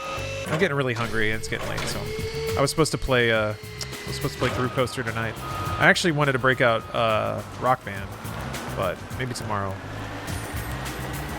Have you have any thoughts and hopes for the upcoming Mortal Kombat and Resident Evil movies? None whatsoever. None. I have zero expectations. So no matter what, I'll probably be happy. I look forward to watching the live-action Cutie Honey DVD I found for $3. You can... There's a lot of playful creative spirit in some of those live-action anime adaptations. Man, they're cheap, though. Remember that Kurt Russell movie, Soldier? Grim Justice. I tried watching that a few months ago, and I don't understand it. That was Paul W.S. Anderson, right? But as far as I could tell, the whole movie is just a giant fetishization of, like, military training. Because he's like Kurt Russell's a badass, and I swear to God, the first hour of the film is just montages of dudes in army shirts doing army drills. And I don't remember anything else about it. I think he, like, saves a village or something, like a provincial village. But I want to say the first half of the film is just dedicated to long sequences of sweet military training. Just, like, doing pull-ups in a warehouse somewhere. It was sort of a Full Metal Jacket knockoff. Yeah, that makes sense. Although Yeah, man. Was Full Metal Jacket like the first you really don't get what this movie was going for movie? All the weird dudes that are just like super into the abusive cult-like shit going on. Or, well, I guess Fight Club was kind of similar. Great job, buddy. This port Amazing is that a crazy, movie can show the but you still formation met of a the cult quota. and then also create a I'm gonna cult have at to the give same you a time. little extra for this. Got it. Thanks.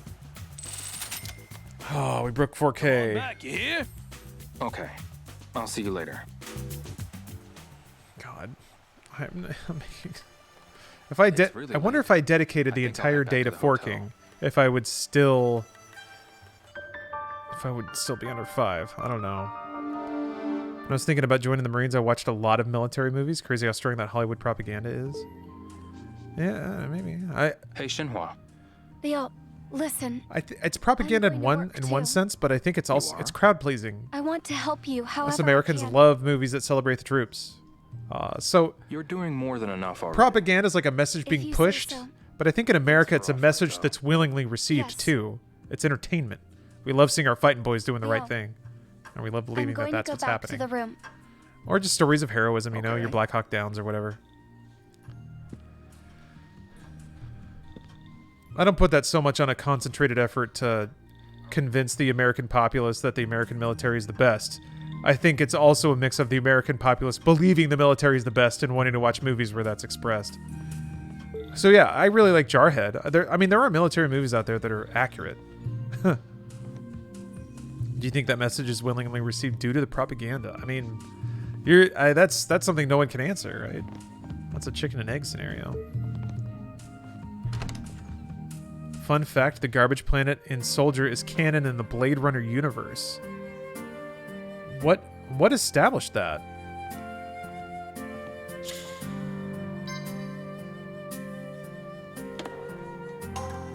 I don't know if Heart of Darkness was about that. Yeah, I mean, I don't think Heart of Darkness was glorifying military anything, but Extraction is a good recent one. Oh, okay.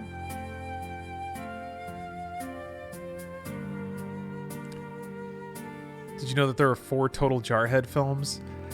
I feel like every... I don't know why Jarhead is the one that they ran with, because it's very clearly not a military glorification film. But I don't know why there would be multiple. I think that's just a byproduct of it's marketable, you know? I think Jarhead did really well, so like, let's make more. That's it. Have you seen the Army's new campaign called What's Your Warrior, straight out of Rainbow Six Siege, appealing to teens via class? Oh, I have seen that. Base team combat, scary shit. Why is that scary? This shit's been happening forever. I mean, for me, I remember... I mean, I think they used, like... It wasn't Limp Bizkit. It was some shitty... Anyway, there was... My favorite ad... It was like a late 90s thing. Yeah, Call of Duty was the big thing, but... the one I remember was, like, this dude climbing a mountain, and then when he got up to the top, he fought, like, a CG rock golem, and then when he slayed it, he got this, like, saber that transformed him into a Marine. I was like, what the fuck? This is not... You are not gonna do this if you... Anyway, the gamifying the idea of military enlistment is very scary. I understand it's... You're not wrong to be concerned about those things. I think it's more like, that's just how it is, man. It's not gonna be any other way. And... I don't know. I guess I'm also of the opinion that, like, military service in the United States, if you're looking at the system the way it is, there's only one way to enter, like, public service and get paid for it, really. I guess you could do, like, caseworking and stuff like that, but you go into the military. And there are branches there where you're not explicitly going up and blowing up... You're not going to blow up brown kids in some other nation. One would hope. Maybe that's me being a little talking well outside the boundaries of my experience, but yeah, you post office, sure. Space Force, yeah, sure. Okay. I don't know. Can you just like sign up for those out of high school? This is where I'm like just thoroughly in ignorance, but writer David Webb Peoples has said that Soldier is a sidequel to Blade Runner because it takes place in the same universe, and in fact, the people And the vehicles used by the Blade Runners, spinners, are also used in Soldier. The premise of Soldier was actually based on an unused opening scene for Blade Runner. Okay. Interesting. I mean, I guess a writer can just kind of claim that, sure. It's not like Blade Runner the movie was necessarily that similar to... Well, it had things in common, of course, but it wasn't a straight movie version of Do Androids Dream of Electric Sheep.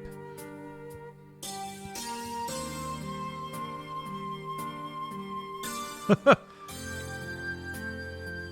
have to apply for a job at the post office like a normal job. Well, the post office is not funded by purely public money. They also generate their own revenue. So, I don't know, man. Stuff's all weird. And also, if you work in a public space in the United States, you're working for the state, not necessarily for the federal government. So if you work at a DMV, you're going to be working for the state of Texas, or the state of California, which is fine too. And maybe you can do that with just a high school diploma, but I don't know. Is there something really that wrong with, like, working Corps of Engineers or something? Using that to fund a GI Bill? Maybe there is. I don't know. My dad was Navy, and he worked in military contracting most of his life for Lockheed Martin, making jet engines that maybe went into planes that maybe shot somebody. But I guess I don't mean to speak. There does seem to be a cultural whiplash against military service, but in the United States, like, if you want to break off a chunk of public money for yourself, that's how you do it. So it paid for my food growing up.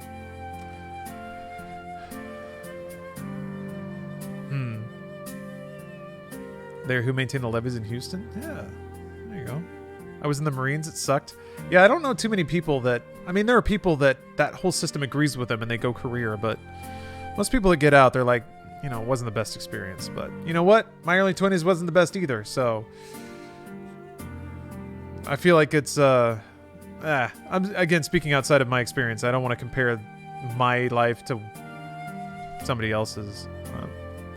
Anyway, on that note, I think I'll call it. I'm gonna go eat a poke bowl, and I'm gonna watch Steph play Call of Duty, which is a pretty great way to end the night. So, it's prison with benefits. Okay, Bill, I'm glad you said that, because that's how I've heard it described. But again, I want to try not to speak out of my ass too much. But anyway, thank you all very much for watching. Thank you for the generosity for people who cheered and subbed and all that. I appreciate it. And catch you. I think I'm gonna be streaming tomorrow. I've got a couple of calls with some old friends, so if those go late, who knows what'll happen? Who knows what's gonna happen? So, see you guys later. Have a great night, everyone.